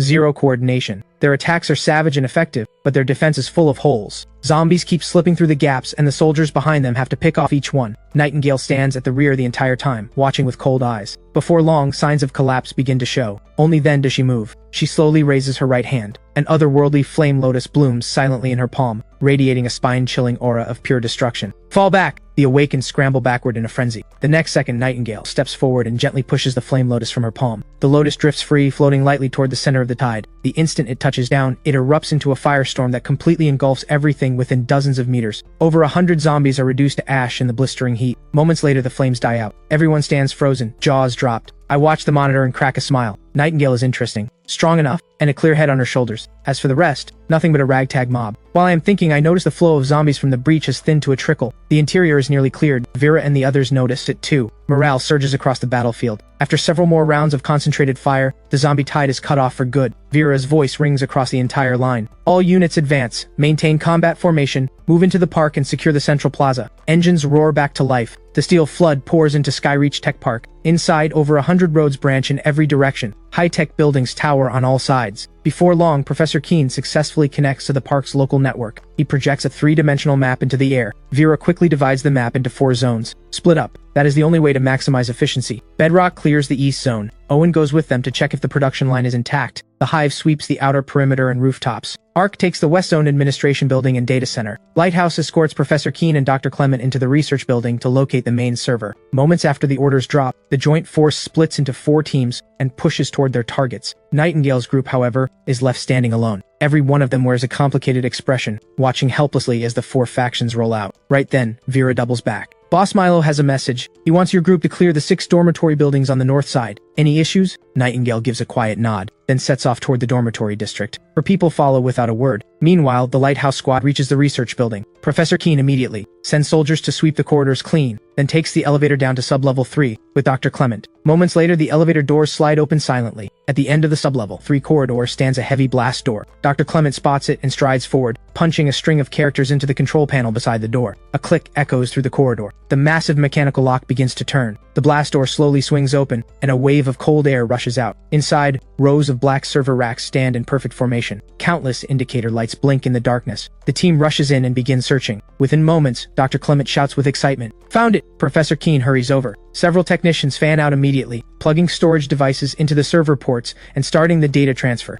A green progress bar crawls across the screen. Professor Keen speaks into his radio, calling Boss Milo. Lighthouse has reached the target location. Data transfer estimated at 40 minutes. At the same time, inside the massive production hall in the East Zone, the combat squad has cleared every zombie. Owen stands before a giant piece of production equipment, his fingers flying across the control panel. In no time, the indicator lights above the machine switch from red to green. Owen shouts with excitement. The main structure of this production line is intact. Just swap out a few wear parts, hook up a power source, and it can restart. Scorpion looks puzzled. Where are the batteries Boss Milo wanted? Owen points toward a sealed warehouse door deep inside the hall. Bedrock soldiers step forward and pry the door open with crowbars. The warehouse stretches into darkness, lined with endless shelving. Everyone freezes in place, because every shelf is neatly stacked with brand new cartons, each stamped with the bold Thor Mark 7 logo. Just then, a soldier steps forward and slices open a carton. The next second, over a dozen pristine batteries tumble out. The Bedrock soldiers erupt in excitement. Owen darts between the shelves, scanning inventory codes on a tablet at top speed. There are at least 30,000 batteries here, and the storage condition is excellent. Damage rate is under 5%. Scorpion can barely contain his joy. If they bring all this back, the canned goods Boss Milo gives as a reward will pile up into a mountain. Then Owen's voice rings out again. There is more than one production line here. There are 2 complete production lines. Scorpion lets out a thunderous laugh. He grabs the radio. Reporting to Boss Milo, East Zone warehouse, 30,000 intact batteries found, plus 2 complete production lines. Back at the shop, I am still leaning against the cot. The radio delivers one piece of good news after another. The hive has secured all high ground. No major threats detected. North Zone dormitories fully cleared. Yet my expression does not change. I simply float a can of cola off the shelf with telekinesis and crack it open. Soon the data transfer is complete. Every battery is packed and loaded. The 4 teams regroup at the main gate. Scorpion's heart starts to churn with anxiety. He does not know if I will approve the victory feast, or worse, blame him for suggesting it. The thought sends a chill down his spine. Before long, the main force returns to the shop. An eerie quiet settles over the area. Every pair of eyes locks onto the closed roller shutter. After a moment, the shutter slowly rises. I step out, face calm, pace unhurried. My gaze lands on Scorpion. Scorpion, you mentioned a victory feast earlier, didn't you? The moment he hears this, his heart drops straight to the floor. Beads of cold sweat form across his forehead. That was me speaking out of turn, Boss Milo. But I cut him off. Good idea. I raise my hand and give one casual sweep. In an instant, a mountain of meat materializes in the center of the square. Pork, beef, chicken, duck, everything. Then mountains of vegetables and potatoes appear out of thin air, plus hundreds of cases of ice-cold beer. In a heartbeat, the entire square fills with the sound of people swallowing. My voice cuts through. What are you waiting for? Today, all the meat you can eat. The words drop, and for a split second, the world goes silent. Then an earth-shaking roar of cheers rips through the sky. The soldiers cannot hold back any longer. They charge toward the mountain of meat. Moments later, Bedrock fighters set up grills and light the charcoal. Our crew start washing vegetables. Hive scouts fan out around the perimeter, standing guard for the feast. Minutes later, the rich smell of grilled meat fills the entire square. People eat barbecue, drink beer, as if the world has gone back to the way it was before everything fell apart. And Nightingale stands at the edge of the crowd, watching me as I calmly take it all in. In this moment, she suddenly understands. What I offered was not an insult. It was not charity. It was a choice. Keep fighting as a lone wolf over scraps, or submit to the lion and feast at his table. I lean against the doorframe, sipping my cola. Suddenly, Scorpion rushes over, face flushed with emotion. He bows deeply. Boss Milo, from this day on, Bedrock will be your most loyal ally. My life is yours. I say nothing. I just crush the empty cola can in my hand, toss it into a trash bin 10 meters away, and speak calmly. Follow orders and there will be meat at every meal. Then I turn and walk back into the shadows of the shop. Those words hit like a shot of adrenaline straight to the heart of every single person there. My presence blankets the entire square. The celebration goes on. Vera, Hornet, and Professor Keen sit around a makeshift table. They know full well that from today on, the rules of the ruins have changed. A long time later, the charcoal dies down. The meat mountain has been picked clean. Then the roller shutter rises silently. I step out once more. Every pair of eyes snaps to me. I simply raise my hand and sweep. Mountains of supplies materialize across the square in an instant. Not just crates of compressed biscuits, but countless neatly stacked cases of canned luncheon meat and cartons of cigarettes. There are 2 stockpiles here. One is the agreed payment to the 4 factions. The other goes to every individual who fought today, distributed by combat merit. Come collect it yourselves. Vera handles distribution. Scorpion assists. With that, I turn and head back into the shop. Another thunderous cheer erupts across the square. Vera steps forward and begins organizing the handout by combat records. The entire process runs in perfect order. By now, everyone knows the old era is over. From this day forward, these ruins answer to one set of rules: mine. Soon, the distribution wraps up. One by one, the convoys fire their engines and roll out. Before long, the square is left with nothing but a mess of gnawed bones and empty beer bottles. Nightingale and her awakens stand alone in the middle of the square. In this moment, they know with absolute certainty that I am their only option. Seeing this, I give a casual wave. Dozens of cases of noodles and canned goods appear out of thin air. This is your payment, take it and go. The moment those words land, Scar erupts. Are we rags you use and throw away? You think one meal is enough to dismiss us? The group behind him instantly stirs, but Nightingale does not move. She steps forward, lifts her head, and looks me straight in the eye. We want to stay and work for you. The tech park is empty now. It won't be long before scavengers from the ruins come sniffing around. Without guards, all that equipment and those supplies will be stripped clean within a day. The 4 factions have gone back to rest. They won't be back anytime soon. We are the only ones who can get to the park right now. The awakened behind her fall silent, exchanging glances. A faint curve appears at the corner of my mouth. In that case, you are no longer free awakened. From this moment, you are my first direct action squad. Codename Nightblade.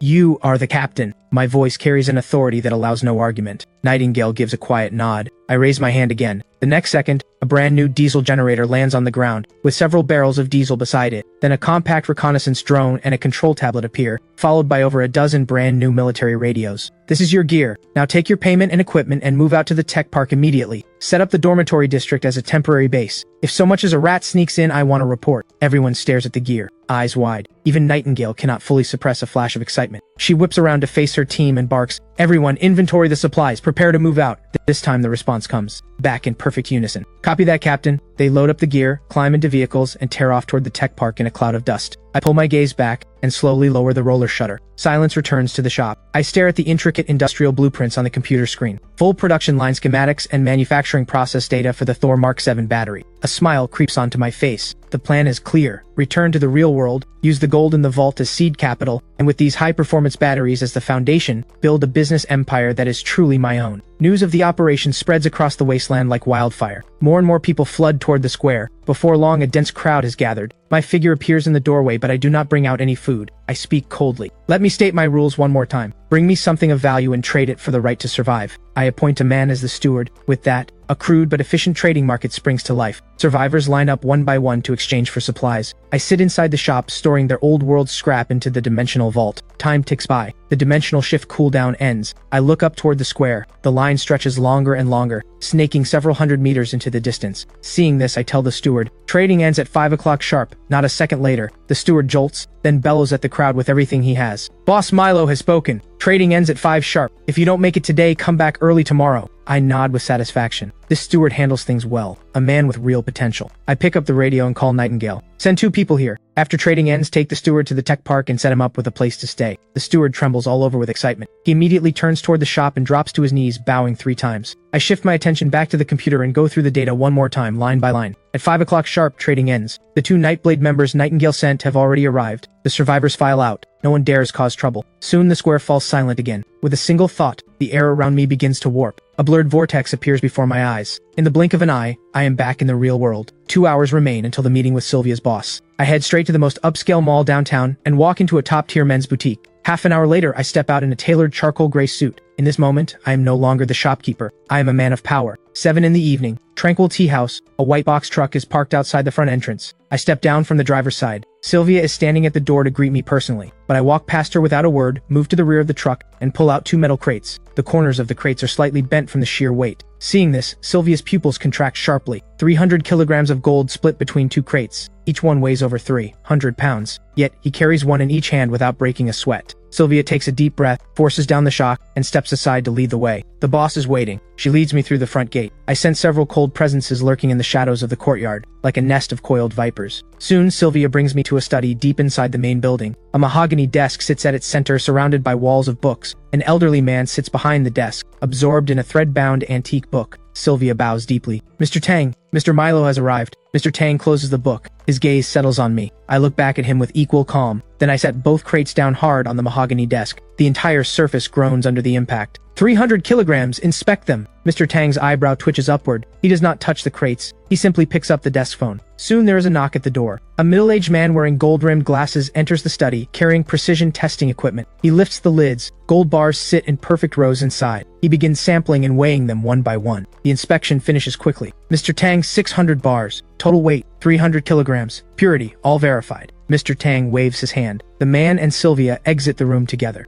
Mr. Tang interlaces his fingers on the desk. "I can give you 246 million for this gold." Sylvia tells me you want a battery company. He pushes a tablet toward me. 3 company profiles fill the screen. I do not even glance at them. "Give me Nova Star Technologies." The next second, Mr. Tang's pupils contract sharply. Novastar Technologies has nothing of value beyond its factory building and a broken-down production line. It is even located in the suburbs. Clearly, all I need is a legal shell. Mr. Tang wastes no more words. He picks up the phone. Legal department, prepare a full equity transfer agreement for Novastar Technologies. Finance department, set up a project team immediately. Process this gold through the cleanest channels available. The call ends, and multiple departments kick into high gear. In less than an hour, the contract arrives. I grab a pen and sign my name without hesitation. Mr. Tang stares in disbelief. He never expected me to skip the terms entirely and just sign. But I look at Mr. Tang, my gaze perfectly calm. Now I own this company. I want Novastar Technologies' complete employee roster, including positions, salaries, and all disciplinary records. Also freeze every company account immediately. Seal all physical assets.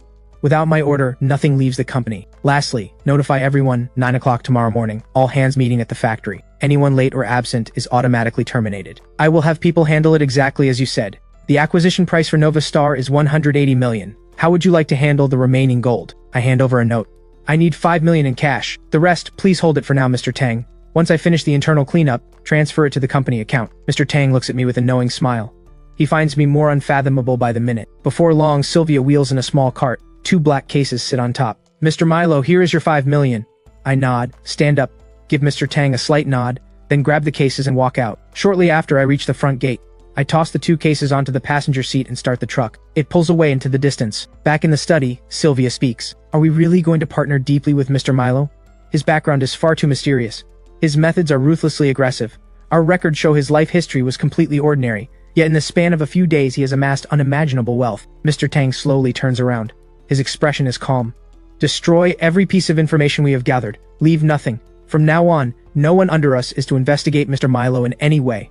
Violators will be dealt with by house rules, and if Mr. Milo needs anything, meet it at any cost. Sylvia's eyes sharpen. Understood. The next morning at 8:45, several hundred employees gather in the Novastar Technologies factory floor. Everyone whispers nervously. Every face is painted with anxiety and speculation. Just then, an engine roar approaches from the distance. Every pair of eyes snaps to the factory entrance.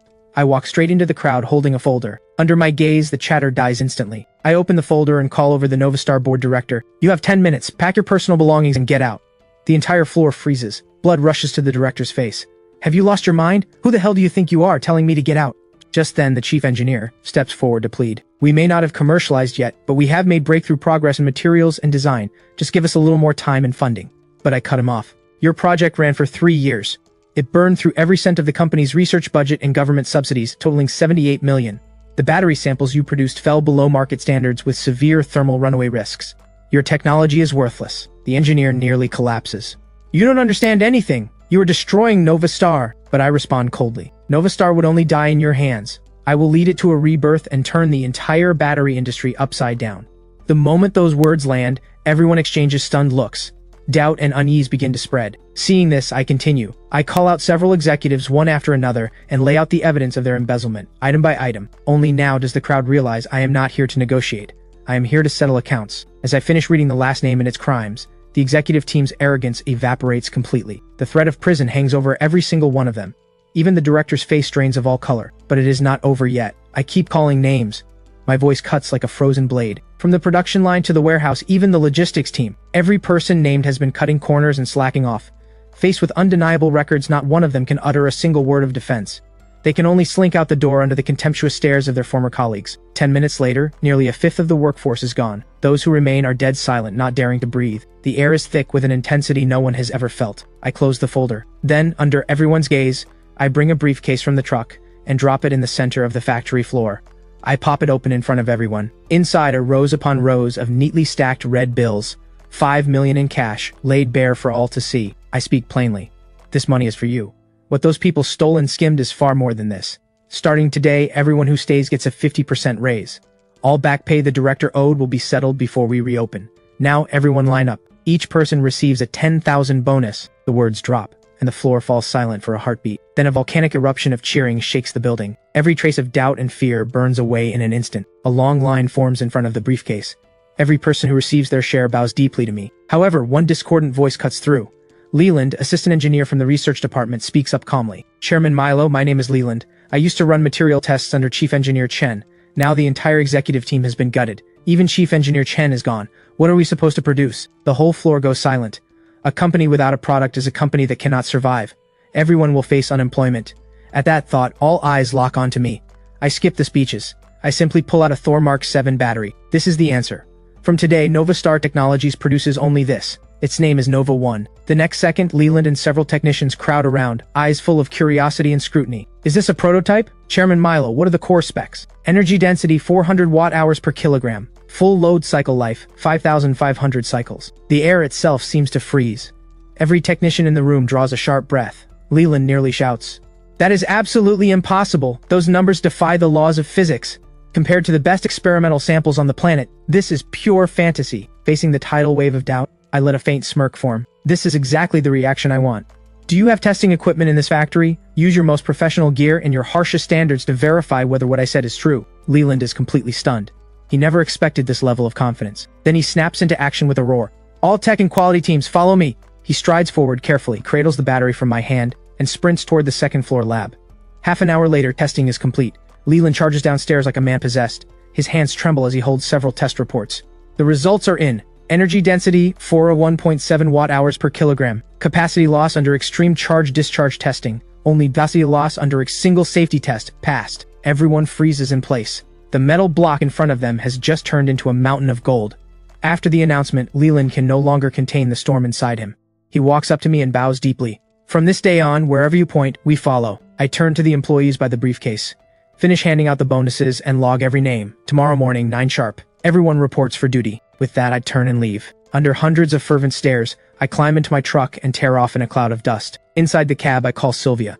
"I need you to handle a few things. Receive the technical data I am sending you. File for patent protection under Nova Star Technologies as fast as humanly possible. Classify all technical details at the highest level of secrecy. Also, hire a top-tier professional manager to run the company. Then recruit a team of the nation's best battery industry experts. Finally, organize a press conference for me. 3 days from now." On the other end, Sylvia's eyes sharpen. She is stunned by my razor-sharp decisiveness. "Understood. I will get on it immediately." I hang up. Back in the study, Sylvia relays my instructions to Mr. Tang word for word. After listening, a visible expression of admiration crosses his face. "Do exactly as she says. Deploy every connection and resource we have. Spare no expense. Let us see what surprise she delivers in 3 days." Soon, Mr. Tang's entire network kicks into overdrive. Within 30 minutes, the top patent firm receives encrypted technical data. 3 elite headhunting firms receive the same commission. Meanwhile, article after article floods the tech headlines, pushing Nova Star Technologies to the center of a media storm. On the other side, I follow my routine and restock supplies, then head to the wasteland. I contact Bedrock, Ark, and the other factions.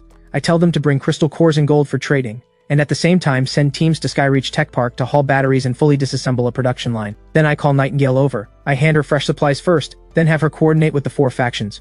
I know perfectly well that Nightingale's team alone cannot hold all of Skyreach Tech Park, so I order Nightingale to begin recruiting Awakened, with a target of 100 fighters.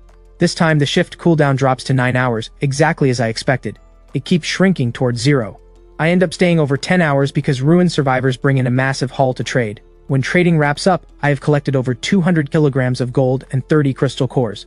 I store the gold in the dimensional vault. The crystal cores I absorb on the spot. Moments later, my abilities strengthen once again. The dimensional vault expands to 4,000 cubic meters. Telekinesis upgrades to lifting 300 kilograms, with added ability to further compress and accelerate metal. With all this done, I return to the real world, sleep soundly through the night, and head to Nova Star the next day. The factory is buzzing with energy like never before. Smiles light up every face. Every few minutes, the lab erupts with shouts of amazement at the battery's performance. I sit in my office, having just hung up with Sylvia.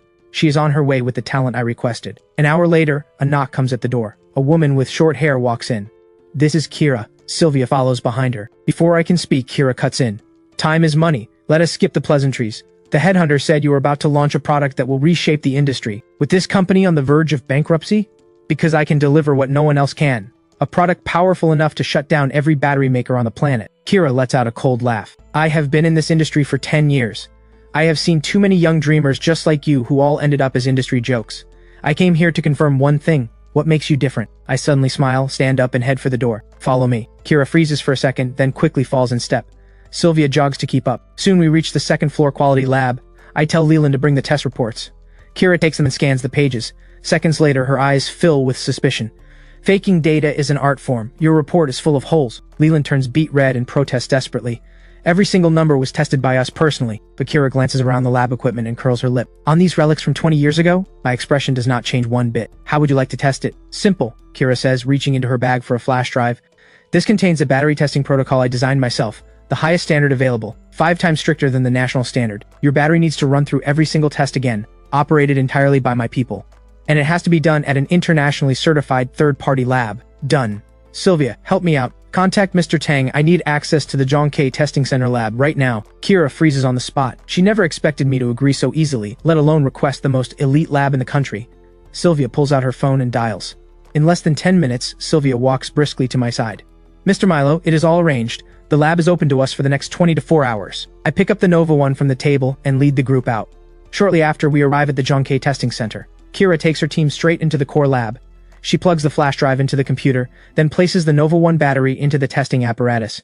Moments later, at Kira's command, testing officially begins. One brutally rigorous test after another is executed in rapid succession. The lab falls completely silent except for the hum of instruments. Everyone holds their breath, waiting. Time crawls by, second after second.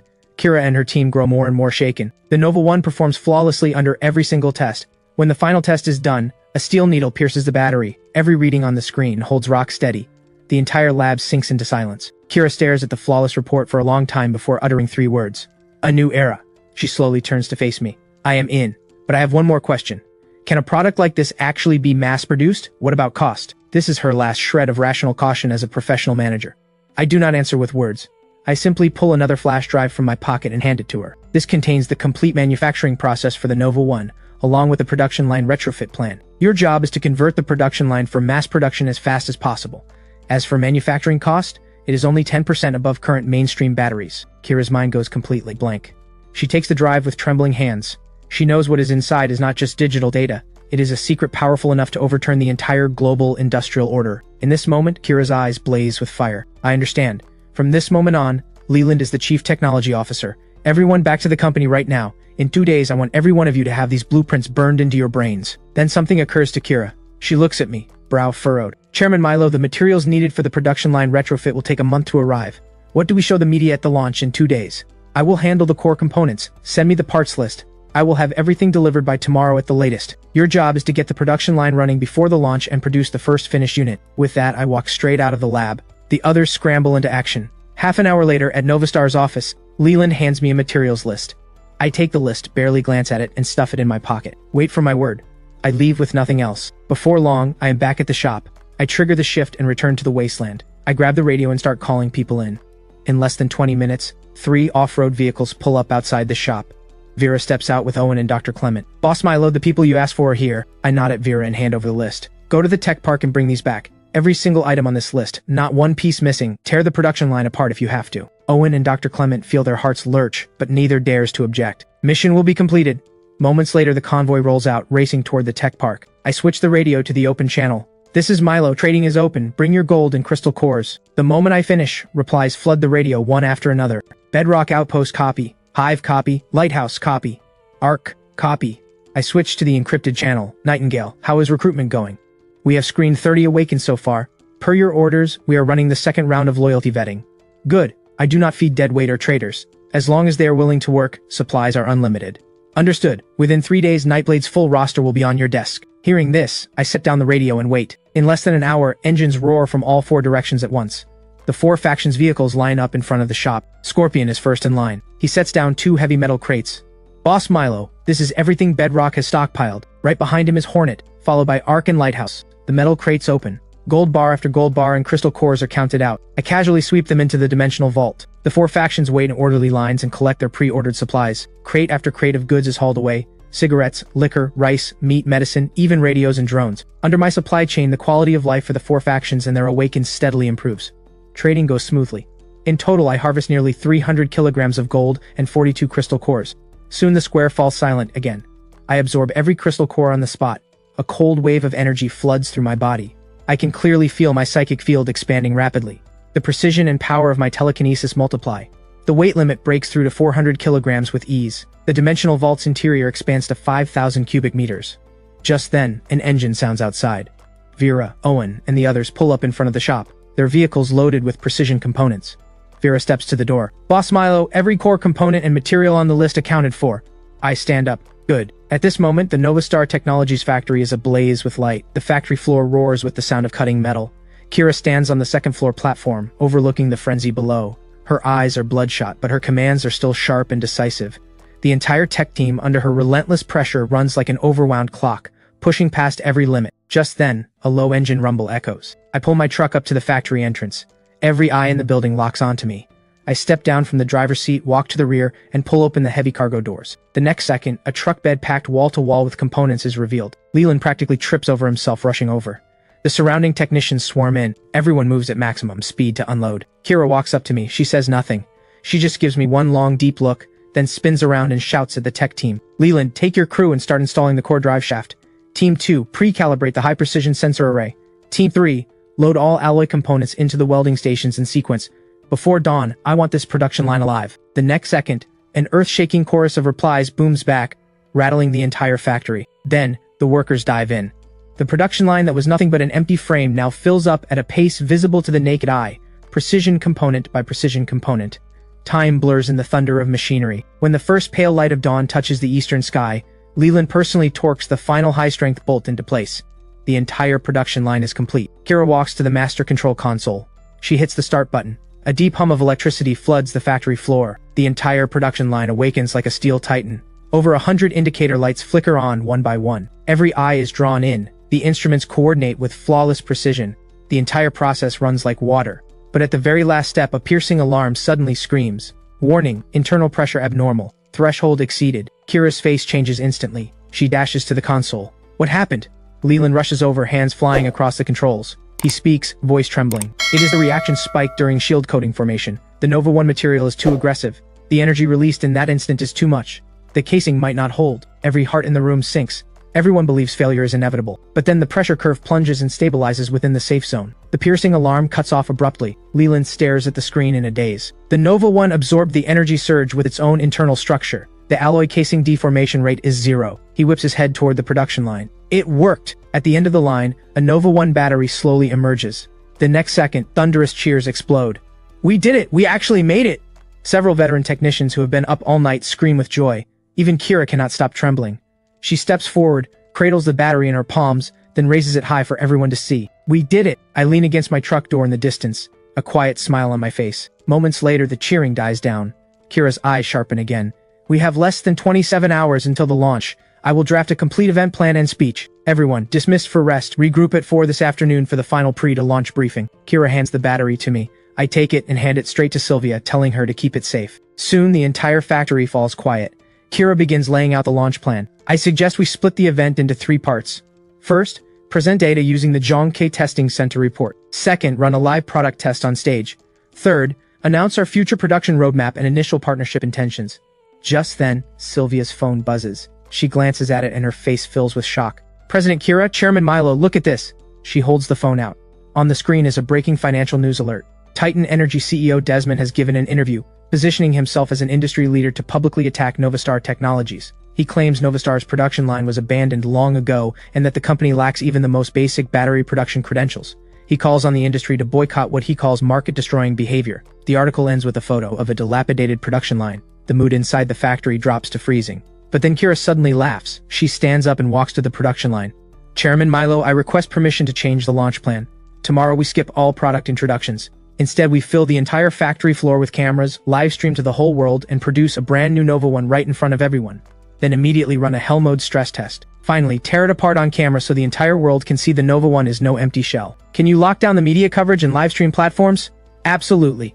Kira's voice is rock solid. I nod, pull out my phone, and make a call. Send an invitation to Titan Energy headquarters. Tell them I have reserved the center seat in the front row just for him. Shortly after, inside Titan Energy's chairman's office, Desmond has just wrapped up a meeting with investors. He has turned Novastar Technologies into a synonym for capital fraud. His interview dominates every major financial headline. In his mind, this war is already over. But right then, his chief assistant enters. President Desmond, they have invited you to their product launch tomorrow. Desmond takes the invitation, opens it, and reads the almost taunting text. Rage rises in his chest. Good, a fool who doesn't know his place. Tell them I accept. I want to see firsthand how they crash and burn. The assistant nods and quickly exits. That afternoon, the internet explodes. First, Titan Energy's official account announces that Chairman Desmond has accepted Novastar's invitation, with the stated goal of exposing an industry scam and protecting market integrity. Immediately after, Novastar's official account drops a single poster. On it, just a few bold lines: "We will do one thing and one thing only. From raw parts to a finished battery. From production to teardown. Tomorrow, 10 in the morning, global livestream. See you there." The poster detonates across the internet like a bomb, instantly turning the launch into the most watched event in the country. Meanwhile, inside the Novastar factory, Leland and his technicians are running final checks on the line. Kira walks up to me. "Chairman Milo, that outfit of yours is not going to hold the room tomorrow." I look down at what I am wearing. "You are right." So Kira and I head to the most exclusive luxury mall in the city. Before long, I park my truck outside the mall entrance and walk into a high-end suit shop with Kira. She speaks the moment we step inside. "We need a suit for tomorrow. The fabric needs to command the room but not shout." The master tailor scans me head to toe and finishes his assessment in seconds. He turns and pulls out a few fabric swatches. "How about these Italian high-thread count wools?" Kira picks one up, runs her fingers over it. "This one." What follows is a fast but thorough round of measuring and fitting. Right then, a voice dripping with sarcasm cuts in. "Well, well, if it isn't the great boss Milo. Does your little shop earn enough to buy a scrap of cloth here?" Victor strolls in with his arm around Tiffany. She spots me and her face twists with contempt. "Victor, don't be so harsh. Clothes here aren't cheap. Maybe Milo has turned things around and even paid off his 350,000 debt. I left that past behind long ago. So from start to finish, I say nothing. I just calmly continue my fitting." But being ignored stings Tiffany with humiliation and anger. Kira instantly reads the dynamic. She takes half a step forward, her gaze locking onto Victor. "The president of Grandview Construction under Titan Energy is your father, correct?" "That is right. At least you have some sense." Victor assumes Kira is trying to suck up. Instead, her tone is flat. "Your company's capital chain on the South Side real estate project snapped. Your father, to cover the gap, diverted $300 million from a designated bank loan. Grandview's available cash is probably under $20 million right now. And the final repayment date is the 15th of next month, isn't it?" Victor's face goes white with terror. He freezes, unable to comprehend how Kira knows these inside details. Everything he was showing off a moment ago has just been ripped to shreds. Kira does not spare him another glance. She turns to the tailor. "Match these measurements with 2 premium dress shirts and 3 ties. Deliver everything to this address before 9 tomorrow morning." She places a business card on the counter. The words Novastar Technologies leap off the card into Victor's eyes. In that instant, every recent news headline collides in his brain. The next second, Victor lets out an almost manic laugh. "The president of a scam company? What right does she have to investigate my family's business?" Tiffany remembers the viral headlines and sneers along. "I thought you had found a sugar mama. Turns out it is just a con woman. You two really are made for each other." Kira watches them with an even gaze. Victor marches up to her, his finger nearly jabbing her face. "Right now, get on your knees and apologize. One phone call from me and I shut your whole company down." I step sideways, placing myself between Kira and Victor. Victor meets my ice-cold stare and immediately falters. But I do not raise a hand. I speak calmly. "Tomorrow morning, 10 o'clock, Novastar Technologies factory. I welcome you to bring your media friends along." I turn away from him without another word, give Kira a nod, and together we walk out. A wave of humiliation crashes over Victor. My words echo in his head, like charity from someone too powerful to bother explaining himself. A vicious glint flashes in Victor's eyes. "Fine. I will show the whole world what you really are, Milo." The next morning at 9, the once desolate East Side Industrial Zone becomes the focus of the entire city, even the whole country. The entrance to the Novastar factory is packed wall to wall. Major media vans clog every road. Countless influencers hold up phones, streaming live.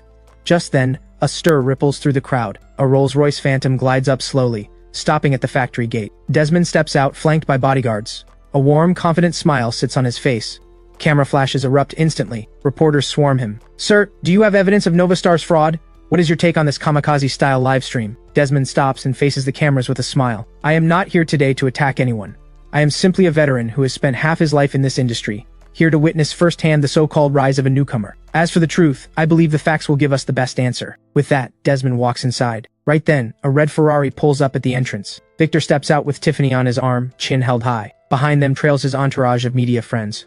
Moments later, Victor and Tiffany push through the crowd and enter the venue. Inside the factory, the audience area is divided into several sections, all facing the production line. Over a dozen high-definition cameras are mounted alongside it, capable of capturing every last detail. The entire venue is eerily quiet. Everyone is stunned by the spectacle before them. Time ticks by. At exactly 10 in the morning, every light in the venue goes dark. The eyes of the entire world focus on this one spot. In the darkness, a single spotlight beams down from the ceiling, illuminating the futuristic production line. At the same time, the livestream cameras lock on, projecting the feed onto massive screens for all to see. The audience buzzes with chatter. Desmond sits in the reserved front row center seat, brow furrowed. He spots something wrong immediately. Looking at this production line that defies everything he knows, a creeping unease tightens in his chest. Right then, Kira approaches with steady, measured steps. She stops directly in front of the production line. Distinguished guests, members of the media, good morning. I am Kira, president of Novastar Technologies. Today we will show you, starting from the most basic raw materials, the creation of a Nova 1 battery. Now please welcome our chairman Milo. My figure appears before the entire audience. I am wearing a tailored suit. My eyes are calm as still water. I walk casually to the control console and lean against it. Welcome to our launch. As Kira said, today we do one thing only. Live production. I press the button on the console. The next second, the dormant production line roars to life. Over 100 indicator lights flicker on one by one. Mechanical arms rise smoothly into standby position. The giant screens light up, divided into multiple zones. The main feed shows a close-up of Workstation 1, where an array of raw materials sits on display. Kira begins introducing each material, from silicon dioxide to graphite powder. Desmond scoffs openly. Smoke and mirrors. Are they trying to stall for time? Victor doubles over, laughing. Is this a middle school science class? The live stream chat floods with mocking comments, but then the production line fires up. Mechanical arms grab precise amounts of raw material and feed them into a fully sealed furnace unit. On screen, the internal temperature readings spike instantly. At the same time, Kira narrates calmly. Through our proprietary plasma bombardment process, raw materials are broken down to atomic level. All impurities are stripped away, yielding pure silicon, lithium, and carbon. The silicon atoms are then restructured to form our proprietary three-dimensional porous silicon-carbon framework. This is the key to achieving ultra-high energy density and stability. Every word from Kira lands like a bomb. The smile on Desmond's face freezes solid. He has only seen those terms in cutting-edge research journals or even science fiction. Desmond snaps upright in his seat, eyes locked on the rapidly updating data. Every figure on screen matches the process perfectly. Moments later, Desmond leans toward his technical director and hisses, "Find out where this technology came from." But the director's forehead breaks out in cold sweat. "Sir, we already checked. Fewer than 5 labs in the world can achieve this, and even their samples are measured in milligrams." Hearing this, Desmond's heart sinks deeper. Just then, production enters the next phase. Kira continues her narration, one breakthrough concept after another. Suddenly, Desmond jerks his head up. A fierce glint flashes in his eyes. "I have found the flaw in this scam. This has to be a pre-recorded video. If I demand something they cannot deliver, the whole thing collapses on the spot." With that thought, Desmond wastes no more time. He shoots to his feet, cutting off Kira mid-sentence. "President Kira, one moment please. The technology you are showing is impressive, I will give you that. But how can I be sure this is not a professionally produced video?" The crowd instantly erupts. Questions and doubts fly from every direction. Desmond's cold smirk deepens. "I demand that this video be stopped immediately. Let any member of the press here choose at random and film the production line in real time with our cameras. Put that feed on the big screen. If you can pull that off, I will apologize to you in front of the entire world." The entire factory falls dead silent. Every eye locks onto Kira and me. Victor is trembling with excitement. "They won't dare, I told you they are frauds." Seconds crawl by. I finally straighten up, step forward, and walk to the very front of the stage. Done. My answer hits like a thunderbolt inside every single mind. Even Desmond's smile goes stiff, but he forces down the shock. "Chairman Milo has nerve. Then let us begin." Desmond sends his chief cameraman forward. Kira gives a signal to the crew. Quickly, a technician brings up a data cable. Kira speaks. "This is the backup port. It connects directly to the main screen. Please go ahead." Desmond grits his teeth. He personally walks over to the cameraman, hooks up the cable, and orders him to aim the lens at the ultrasonic fusion unit. Desmond shouts, "I want you to rerun this step right now. I want the entire interior of this equipment filmed." This demand is even harsher than before, but once again my response defies all expectations. "No problem. Though standing down there you probably cannot see very well. Why don't you and your cameraman come up on stage and verify every step at zero distance?" The entire venue is thunderstruck. Desmond's mind goes completely blank. Going up means he becomes the challenger, scrutinizing everything under the eyes of the entire world. If all of this turns out to be real, he will become the biggest joke of the century. But refusing is the same as admitting he is scared. Desmond takes a deep breath, then walks up onto the stage. His cameraman follows close behind. Without a wasted word, I turn back to the console and press the button. The next second, the line starts up, running the material fusion sequence. The cameraman immediately presses his lens against the equipment. The main screen now shows the camera's raw live feed. 2 streams of differently colored powder are injected. They begin spinning at high speed like twin nebulae. Under some invisible force, they are stretched, torn apart, and transformed into 2 dense clouds of mist. Then, guided by a strange force field, they merge flawlessly. The entire process carries a surreal beauty straight out of a science fiction film. The real-time data shows every metric hitting perfect values. The sequence finishes. Desmond is shaking from head to toe. Fear is written all over his face. "This cannot be real. This has to be a hallucination." Right then, I speak calmly. "Did you see that clearly enough? Would you like us to run it again so you can stick your face even closer and get slapped a second time?" Desmond's vision goes dark. He nearly passes out on the spot. Below the stage, Titan Energy's executive team is in total chaos. They know that from today, Titan Energy is finished. But on the big screen, the feed switches back. Battery production continues. One futuristic machine after another activates. Every step hammers the global audience. Then a financial reporter holds up her phone and screams. Titan Energy stock just hit a circuit breaker 3 minutes after the market opened. Every related stock is in freefall. The second those words hit, no one is watching the production line anymore. Everyone scrambles to check the markets on their phones. Victor sits frozen in his seat. His phone will not stop ringing. He answers, and his father's furious voice blasts through. What have you done? The stock crashed. The company is finished.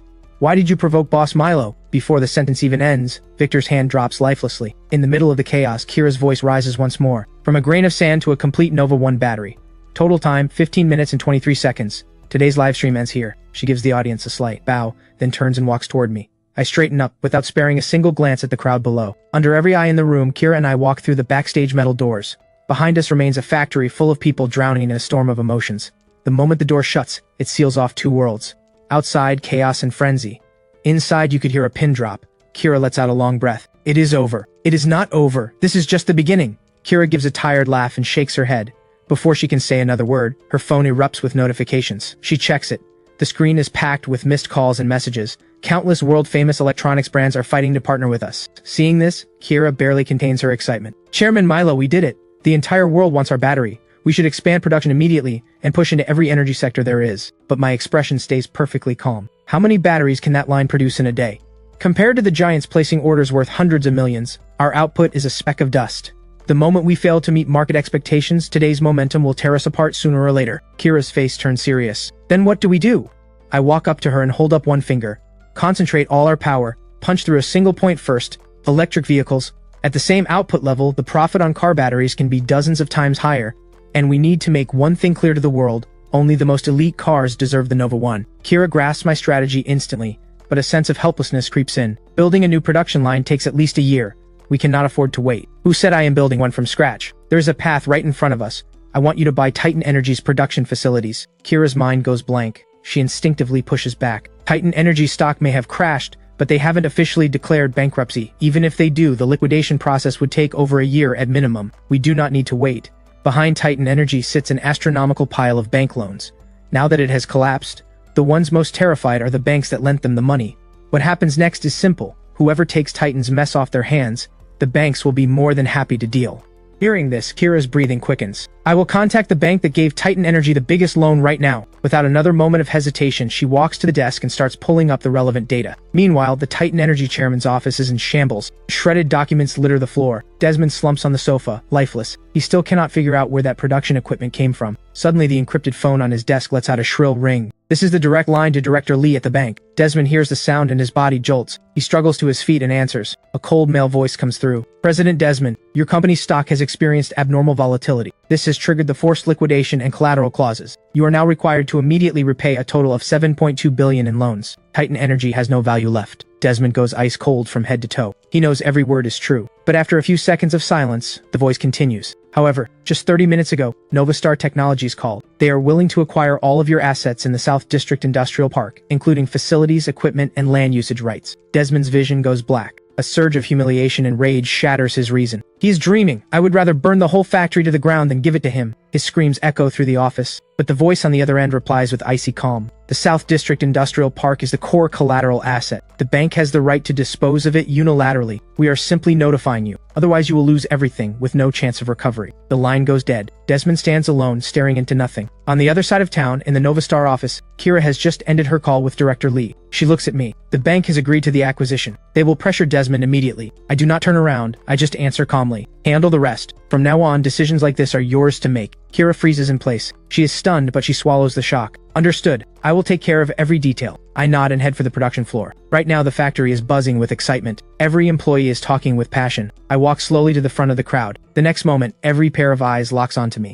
I scan the room and speak calmly. You have all worked hard these past few days. Today's launch was a success. I will never shortchange anyone who believes in me. Starting this month, every employee gets a 100% raise. The entire floor goes dead silent. The silence stretches for several full seconds. Then an earth-shaking roar of cheers erupts. I ignore the celebration and wave Leland over, then turn and walk into the private office next door. Leland hurries in after me. Inside the control room, I speak. Titan Energy's South District Industrial Park will be ours soon. I need you and your team to form a task force immediately. Based on our tech combined with Titan's existing production lines, put together the fastest, lowest cost retrofit plan possible. Leland's breath catches. He never imagined Titan Energy's assets would be falling into my hands, but he quickly regains composure. Titan's lines simply cannot produce the Nova 1. Even retrofitting would take a very long time. But I shake my head. Deliberately drop a portion of our proprietary tech. Use existing equipment to produce a scaled-down version of the Nova battery. Its performance will still crush every lithium battery on the market, and the engineering workload drops exponentially. I see, Chairman Milo. We can launch 2 product lines, our in-house line for the highest-end automotive and aerospace sectors, and the Titan-produced line to dominate the consumer market. I will have a preliminary plan ready within 2 days. Leland turns and leaves immediately. Before long, Kira pushes open the control room door. She holds out a tablet. The bank has approved our acquisition offer and initiated an asset preservation order on Titan Energy. They accepted nearly all of our terms. I barely glance at it. I told you these decisions are yours. I just gave Leland a plan. Follow up on it. If there is nothing else, I am heading out. Message me if anything comes up. I stand and leave. Now it is time to buy supplies and head back to the apocalypse to keep digging for treasure. Half an hour later, I arrive at the Global Warehouse Market. This is one of the city's largest supply hubs. I look around and walk straight into the management office. Hello, I need to place a bulk order. I set a sheet of paper on the desk. The manager casually picks up the list and scans it. The next second, his expression freezes solid. Premium rice and flour, 500 tons each. Frozen pork, beef and lamb, 100 tons each. Sir, are you sure this is not a mistake? I say nothing. I just flash my bank balance. The manager's face instantly lights up with an eager grin. Valued customer, 1 moment please. I will coordinate everything right away. Fastest delivery guaranteed. Over the next few hours, the entire market kicks into overdrive. Countless forklifts and workers are mobilized. Bag after bag of rice and fragrant frozen meat rolls out of the warehouses, loaded onto over a dozen massive container trucks. Under the guise of inspecting quality, I rent a temporary warehouse at the back of the market. Before long, fully loaded trucks roll in one after another. The goods on the list pile into mountains. Soon after, everything has arrived. I pay without blinking. The manager grows even more enthusiastic, promising maximum discounts on any future orders. Before long, I send everyone away. Then I stand before the mountain of rice bags and give a single wave. The next second, the entire supply mountain vanishes and reappears intact inside the dimensional vault. Silent and efficient. On top of all this, I also buy tons of cooking oil, salt and sugar, walls of canned goods, compressed biscuits and instant noodles, plus mountains of medicine and medical supplies. Beyond that, I order over 100 barrels of gasoline and diesel. With roughly a tenth of the vault still free, I immediately drive to the industrial hardware market and load up on every kind of industrial material, even a few CNC machines and 3D printing units. Only when the dimensional vault is stuffed to the brim do I drive back to the shop. The familiar weightlessness hits. The world warps and folds before my eyes. The next second, I'm in the wasteland. I take a moment to adjust to the sensory shock of the shift. A moment later, I grab the radio. Nightingale, what is the status at the tech park? All clear. Per your orders, we restored the park's surveillance and alarm systems. 3 defensive perimeters are set up around the dormitory district. Nothing gets past us. Over the past few days, more than 300 scavengers tried to sneak in. We captured some of them. Nightblade's official roster is now at 43. Excellent work. You have exceeded my expectations. Send a team to the square. I brought supplies. Copy that, boss. Nightingale's reply is crisp and sharp. After the call, I switch to the open channel. Trading is open. Those 3 words land like a depth charge. The next second, replies flood in. Bedrock copy. Hive copy. Lighthouse copy. Arc copy. I have been away for 2 days because of the launch. That absence left the 4 factions deeply uneasy. After tasting the richness of real beef, the pleasure of cigarettes and liquor, no one wants to go back to the old life. Rumors spread that I was unhappy with the trades. Some even said I had been killed. Now that I have returned, the 4 factions breathe a collective sigh of relief. In less than 20 minutes, a Nightblade convoy arrives at the square. Leading the team is Scar. The wild defiance that once marked his face is gone. In its place, reverence and fierce devotion. Boss Milo! I give a light wave. The next second, crates upon crates of supplies materialize. Canned goods, seafood, lamb chops, drinks, beer, peanuts, even a few brand new portable generators. This is your reward and resupply. Tell Nightingale to go all out. Supplies are unlimited. Scar sees the haul and his eyes instantly go red with emotion. Thank you, boss. I will pass on every word. After the Nightblade convoy leaves, the 4 factions trading teams arrive one after another. This time they bring even more gold and crystal cores. The entire process runs without a hitch. The 4 factions behave like well-disciplined schoolchildren. Soon everyone is gone and the square falls silent. I count the haul. Over 500 kilograms of gold and 63 crystal cores. Without a shred of hesitation, I absorb every single core. In an instant, a massive wave of energy detonates inside me. Telekinesis breaks through to 500 kilograms. The dimensional vault expands to 6,000 cubic meters. And a brand new ability unlocks, Blink. Now I can burn psychic energy to teleport freely within a 20-meter radius. Before my mental reserves run dry, I can blink at least 30 times. I start testing immediately. I focus telekinesis on a coin and launch it. In a fraction of a second, the coin breaks the sound barrier. Feeling the surging power inside me, I burst out laughing. This is the one true law of the wasteland. I radio arc. Have Owen and Dr. Clement meet me at the square. I will arrange it immediately. Vera's reply comes without a beat of hesitation. Soon the ARC convoy reaches the square. Several fully armed soldiers escort Owen and Dr. Clement. The two hurry forward. Moments later, I stand at the shop entrance. I need more components. Where can I find them? Dr. Clement takes a deep breath. There are 3 production facilities, but the situation is grim. The first is in the North District Heavy Industrial Zone. That area has one of the densest zombie concentrations anywhere. The second is the West Suburb Logistics Hub. The population density there was enormous before the fall, but now it is a city of the dead. As for the third, it is very far away. With current road conditions, getting there would be nearly impossible. Besides the Thor Mark 7 battery, what other technology did Skyreach have? Dr. Clement and Owen exchange a glance. Then Dr. Clement speaks. The Thor Mark 8. Its energy density is 3 times that of the Mark 7. It also has burst overload output capability. It was the only battery developed specifically for specialized equipment, but the core materials are extremely rare and the manufacturing process incredibly complex, making costs prohibitively high. The company kept only one production line, at the West Suburb Logistics Hub. I go silent, the air grows heavy. Right then, Owen suddenly speaks up, his voice charged with excitement. Skyreach was not just a battery supplier. Before the disaster, the company invested heavily in Project Pioneer. The final product of that project was the Pioneer 1. It was designed for construction and excavation. It stands roughly 6 meters tall, fully electric, and can carry up to 6 Thor Mark 8 batteries. At full charge, it can operate for 72 hours of high-intensity work. My mind starts racing. Even if this thing was not built for combat, with a few modifications it could become a true weapon of war. Tell me everything. I learn more details. The Pioneer 1's core research base is in Haizhou City, 200 kilometers away. The base holds 3 fully assembled units, parts for 10 more, and 1 production line. But the journey is long and extremely dangerous. My heartbeat quickens uncontrollably. The shockwave from the Pioneer will be 100 times greater than the Thor Mark 7.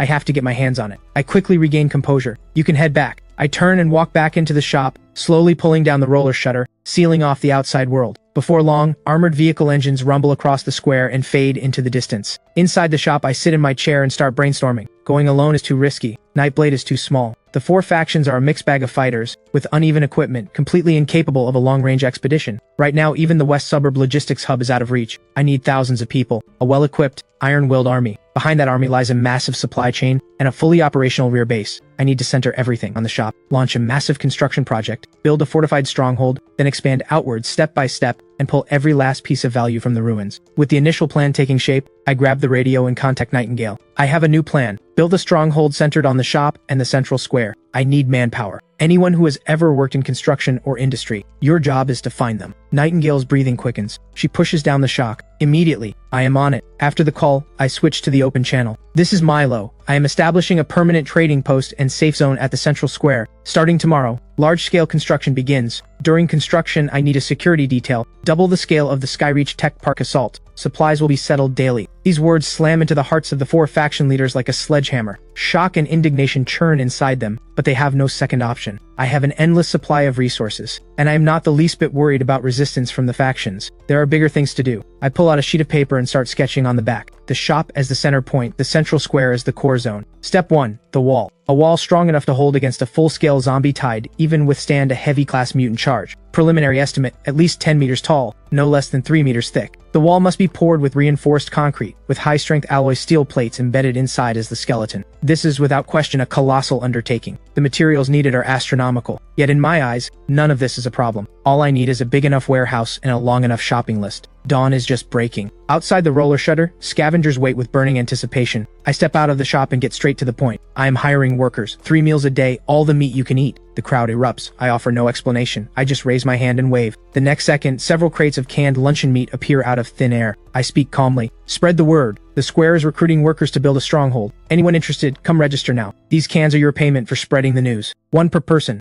In 8 hours, construction officially begins. A man in the crowd steps forward, grabs a can, and turns toward the depths of the ruins. I am going to tell everyone. Seeing this, the rest snap to action. They scatter like wildfire to every corner of the city, spreading the word at top speed. Once the square empties, I radio Nightingale. Assemble your entire team. 8 hours from now, everyone at the square. Prepare to receive the first wave of construction workers and materials. I switch to the open channel. 8 hours from now, construction at the central square begins on schedule. I need all defensive units in position before we break ground. 8 hours from now, I pay the first day's wages. I cut the radio without waiting for replies. I pull down the shutter and trigger the shift. After the familiar weightlessness, I am back in the real world. Mountains of supplies need buying. so I immediately think of Mr. Tang. I pull out my phone and call Sylvia. I have an 800-kilogram shipment ready to move. I need to reach Mr. Tang immediately. Sylvia's voice trembles with shock. Soon Mr. Tang takes the phone. Mr. Milo, same price as last time? Works for me, but besides cash I need a few other things. Cement and rebar, as much as you can get. Excavators, bulldozers, and other heavy construction equipment. Working condition is fine. Mr. Tang falls silent for a long time. Finally he speaks. What you are asking for is no small order.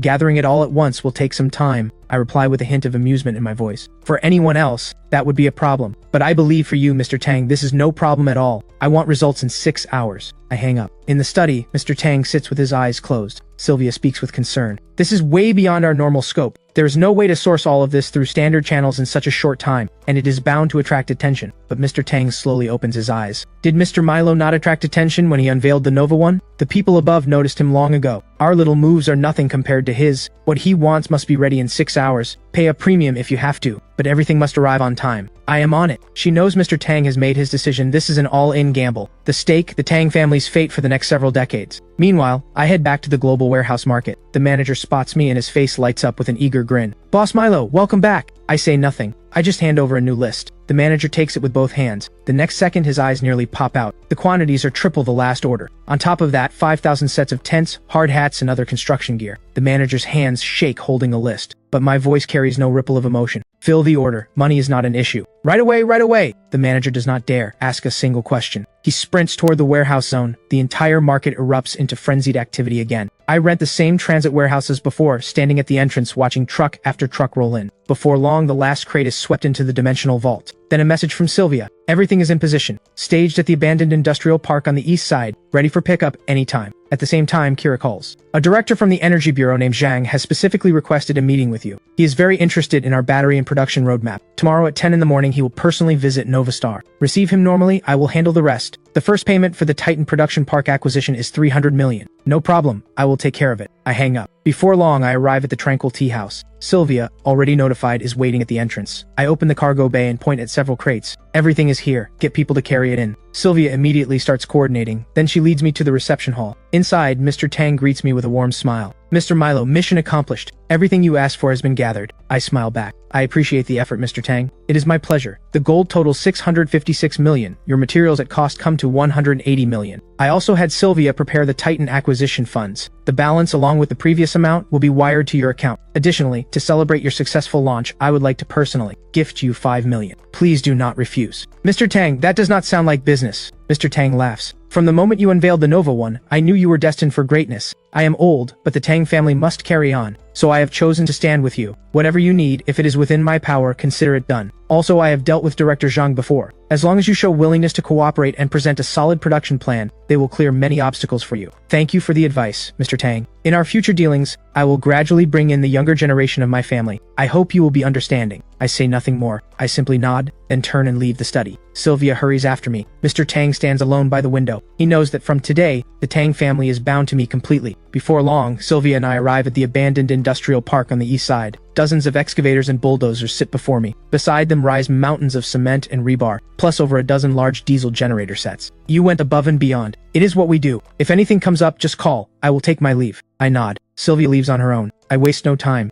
I raise my hand and sweep one steel giant after another into the vault, then the mountains of cement and rebar. I drive back to the shop, pull down the shutter, and trigger the shift. In an instant, I am back in the wasteland. The square is packed with a dense sea of people. Nightingale and the Nightblade members form a human wall, keeping the excited survivors separated from the center of the square. At the same time, the 4 factions' forces have finished deploying in the distance. Makeshift machine gun positions form a defensive ring. I step slowly out of the shop and scan the area. Clear the center zone. Nightblade members spring into action, carving a path through the crowd and clearing the largest open area in the center. I stand at the shop entrance and sweep my hand. Hundreds of bags of cement drop into neat rows on the ground. Then bundles of rebar, mountains of gravel, and crate after crate of tools. But this is only the beginning. Under every stunned gaze, heavy construction machines slam onto the ground one by one. Gasps of shock ripple through the crowd. I ignore them and turn to Nightingale. Find every engineer and skilled worker, have them inspect the equipment. Get the electricians to fire up the generators and rig the lights. I want this place lit up like daylight. Everyone else splits into teams to clear the foundation and lay rebar. Nightingale does not hesitate for a second. She raises a bullhorn. Her voice carries across the entire square. All personnel with engineering experience step forward. Construction workers to the left. Heavy equipment operators to the right. Electricians in the center. Move it. The crowd surges into motion, splitting across the square. Before long, 3 long lines form. The rest are grouped by physical ability for hauling materials and clearing the site. Everyone follows orders, work hard. Anyone who slacks off or tries anything funny faces the consequences. Nightingale snaps her fingers. The next second, flames erupt and melt a nearby steel pipe into liquid metal on the spot. Every survivor feels a chill run through them. They throw themselves into work without delay. Several electricians start checking fuel lines and wiring cables. Moments later, the diesel generators let out a deep roar. Then bulldozers and excavators fire up one after another. For the first time in ages, the symphony of industrial civilization echoes across the wasteland once more. Bulldozers start clearing vehicle wreckage and debris. Survivors strap on hard hats and gloves, prying up concrete with the most basic tools and hauling rubble. Over 1,000 people work the site at once. At the edge of the site, massive field kitchens are already set up. Before long, the aroma of meat stew drifts across the entire square. It becomes the most powerful motivation of all. Meanwhile, inside the ARC command room, the captain and Vera stand side by side, staring at the screen. The captain speaks, his voice heavy with gravity. He's not building a city, he's building a new order. The people inside create because they have hope. The soldiers outside fight to protect that hope. Night falls fast, but the central square blazes as bright as daylight. Sparks fly from rebar under cutting machines. Bulldozers shove broken concrete into deep trenches. Workers chant work songs as they lower foundation rebar into the ditches. For a fleeting moment, it feels like the world before the fall. A Nightblade awakened shouts, "Keep it up! The sooner we finish, the sooner we eat." Out beyond the construction zone, on the ring defense line, a commanding officer drops a zombie with a precise rifle shot. He bellows, "Hold this line. Let one zombie through and I will kick you into next week." Just then,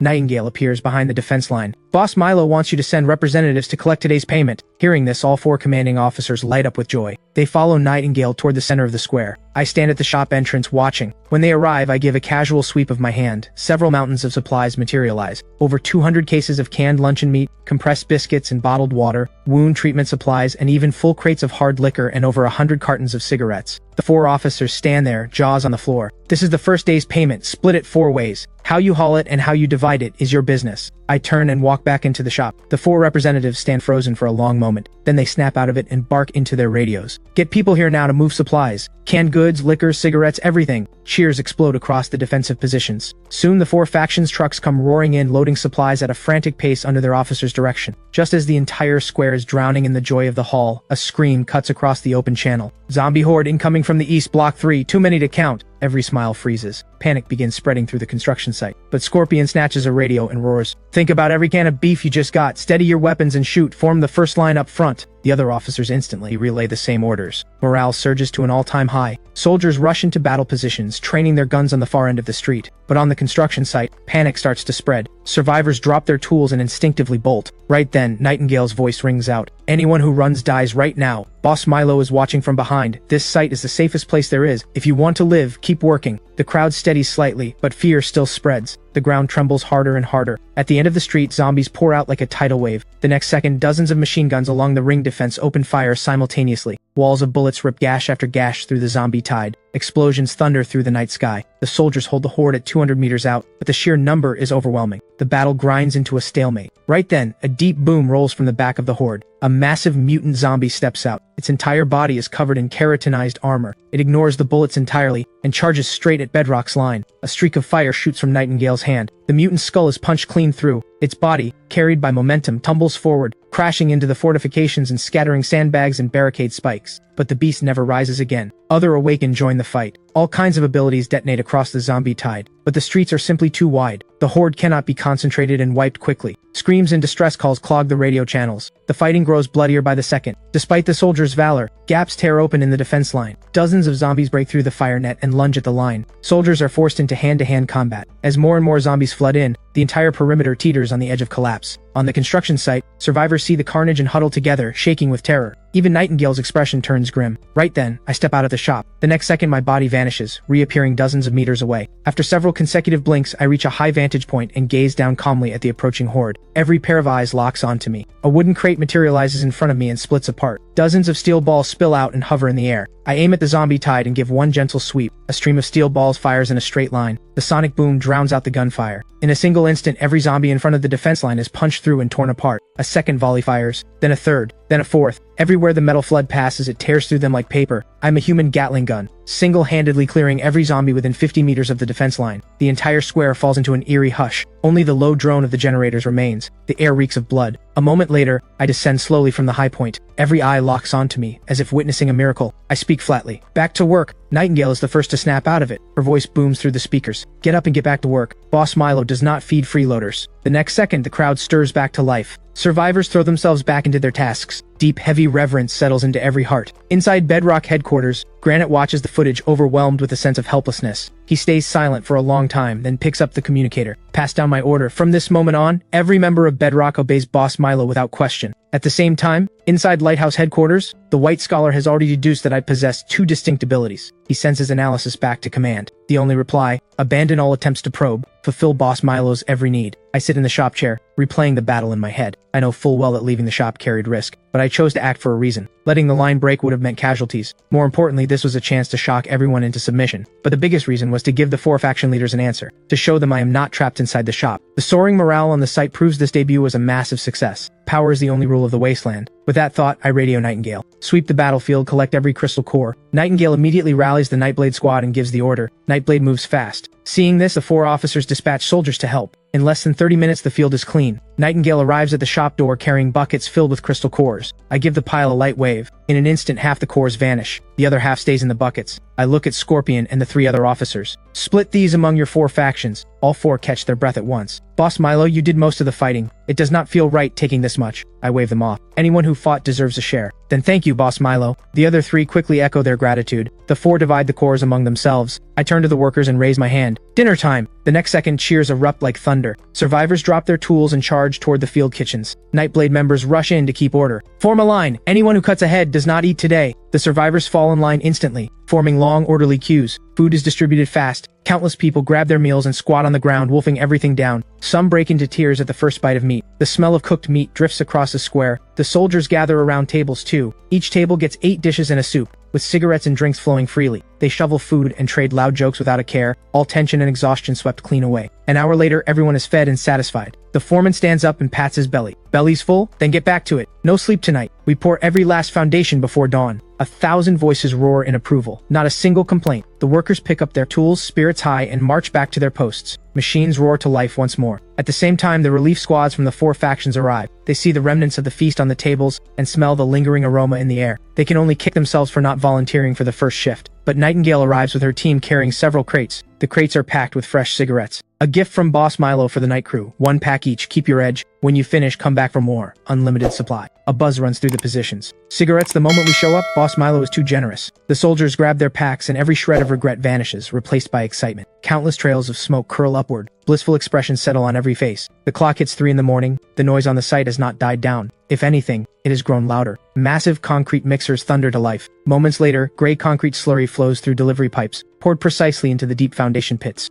The foreman watches from the side, barely containing his excitement. Just then, a Nightblade member walks up to the foreman. Boss Milo wants to see you. The foreman freezes for a second, then jogs toward the shop. I am sitting in the chair by the entrance. He stops at the door, reverence in his voice. Boss Milo, you wanted to see me? I nod. No small talk. I hand over a blueprint. The foundation work is solid, but the wall design needs modifications. The foreman quickly takes the blueprint. Rows upon rows of densely marked openings cover the diagram. Before he can ask, I speak in an even tone. Build firing slits and internal passageways into the walls, battlements and watchtowers on top, pre-run cable ducts for cameras and searchlights. I want this wall to not only stop zombies but kill them. As for manpower and materials, that is not your concern. The foreman's breathing deepens. He recognizes instantly that this is a standard military-grade fortification. He raises his head. Determination burns in his eyes. I will get it done. He grabs the blueprint and sprints back to the site. The foreman gathers every key engineer and walks them through the new blueprint point by point. Soon the sky begins to lighten. The workers' eyes are bloodshot, yet not a trace of exhaustion shows on their faces. Only the thrill of a job being done. Every foundation is now poured. Engineers cluster around the blueprints, fabricating oddly shaped steel forms. These molds will be fixed between the rebar skeleton of the wall. Once the concrete is poured around them, standard firing slits and interior passageways will form automatically. The complexity of the build has jumped by orders of magnitude, yet no one complains. Every person knows this wall is their hope for survival. Before long, a crane hoists the first wall section into the air and lowers it precisely onto the foundation, locking seamlessly with the preset rebar. In this moment, The entire site erupts in thunderous cheering. Workers wave their tools in the air, even their bloodshot eyes glisten with tears. They stare at the fruit of their labor with raw emotion. Soldiers passing by during shift changes stop and stare in awe. They marvel at the transformation and the sheer strength of the wall. Just then, the smell of food drifts through the air again. Nightingale's voice calls out, "Everyone, come eat breakfast!" Tables are covered with food, steaming white rice porridge, and fresh meat buns straight from the steamer. The workers set down their tools and line up without being told. This time, no one wolfs the food down. They eat slowly, savoring each bite, as if the peaceful life before the fall has returned. I step out of the shop and call Nightingale to the door. "I am leaving. 12 hours, roughly. While I am gone, you have full authority here. Construction does not stop. Coordinate the 4 factions' defense as well. Keep recruiting. Don't worry about headcount. As long as they pass screening, put them to work." Nightingale answers firmly. "Yes, boss." I gaze at the bustling scene one last time, then turn back into the shop and trigger the shift. Half an hour after returning to the real world, I arrive at the Novastar Technologies building. Kira is already waiting at the entrance. Chairman Milo, Director Zhang and his team are upstairs in the conference room. I nod and follow Kira inside. Before long, I enter the conference room. A middle-aged man sits composed in a chair. "This is Director Zhang from the Energy Bureau." A secretary stands behind him. Director Zhang rises when he sees me. "Mr. Milo, impressive for someone so young." I extend my hand with a smile. "Director Zhang, good to meet you." We take our seats. Kira begins presenting the company's development plan. Director Zhang listens intently. His secretary scribbles rapidly in a notebook. After about 15 minutes, Kira wraps up. Director Zhang speaks first. "I have read the technical report, revolutionary to say the least, but I need to know, is the technology source reliable? Are future upgrades guaranteed? How quickly can production capacity be restored?" Kira tenses up immediately, but my expression does not waver. "The technology source is a trade secret. I cannot disclose it. What I can guarantee is that this technology is entirely under my personal control. There are 0 patent disputes. Upgrades are already planned through the 5th generation. Production can resume within a month. The only thing that might slow us down is certain administrative approvals." A knowing curve appears at the corner of Director Zhang's mouth. "You do not need to worry about approvals. However, I have a suggestion. I would like the state to invest in a new joint venture. Together we develop and produce the Nova series batteries. In return, you receive full-spectrum government policy support." Kira looks at me nervously. She understands exactly what this means. The government wants to absorb Novastar and take the most critical technology. The next second I smile. Interesting proposal, but I think there has been a misunderstanding. I am not sitting here today to ask for help. I am offering the nation an opportunity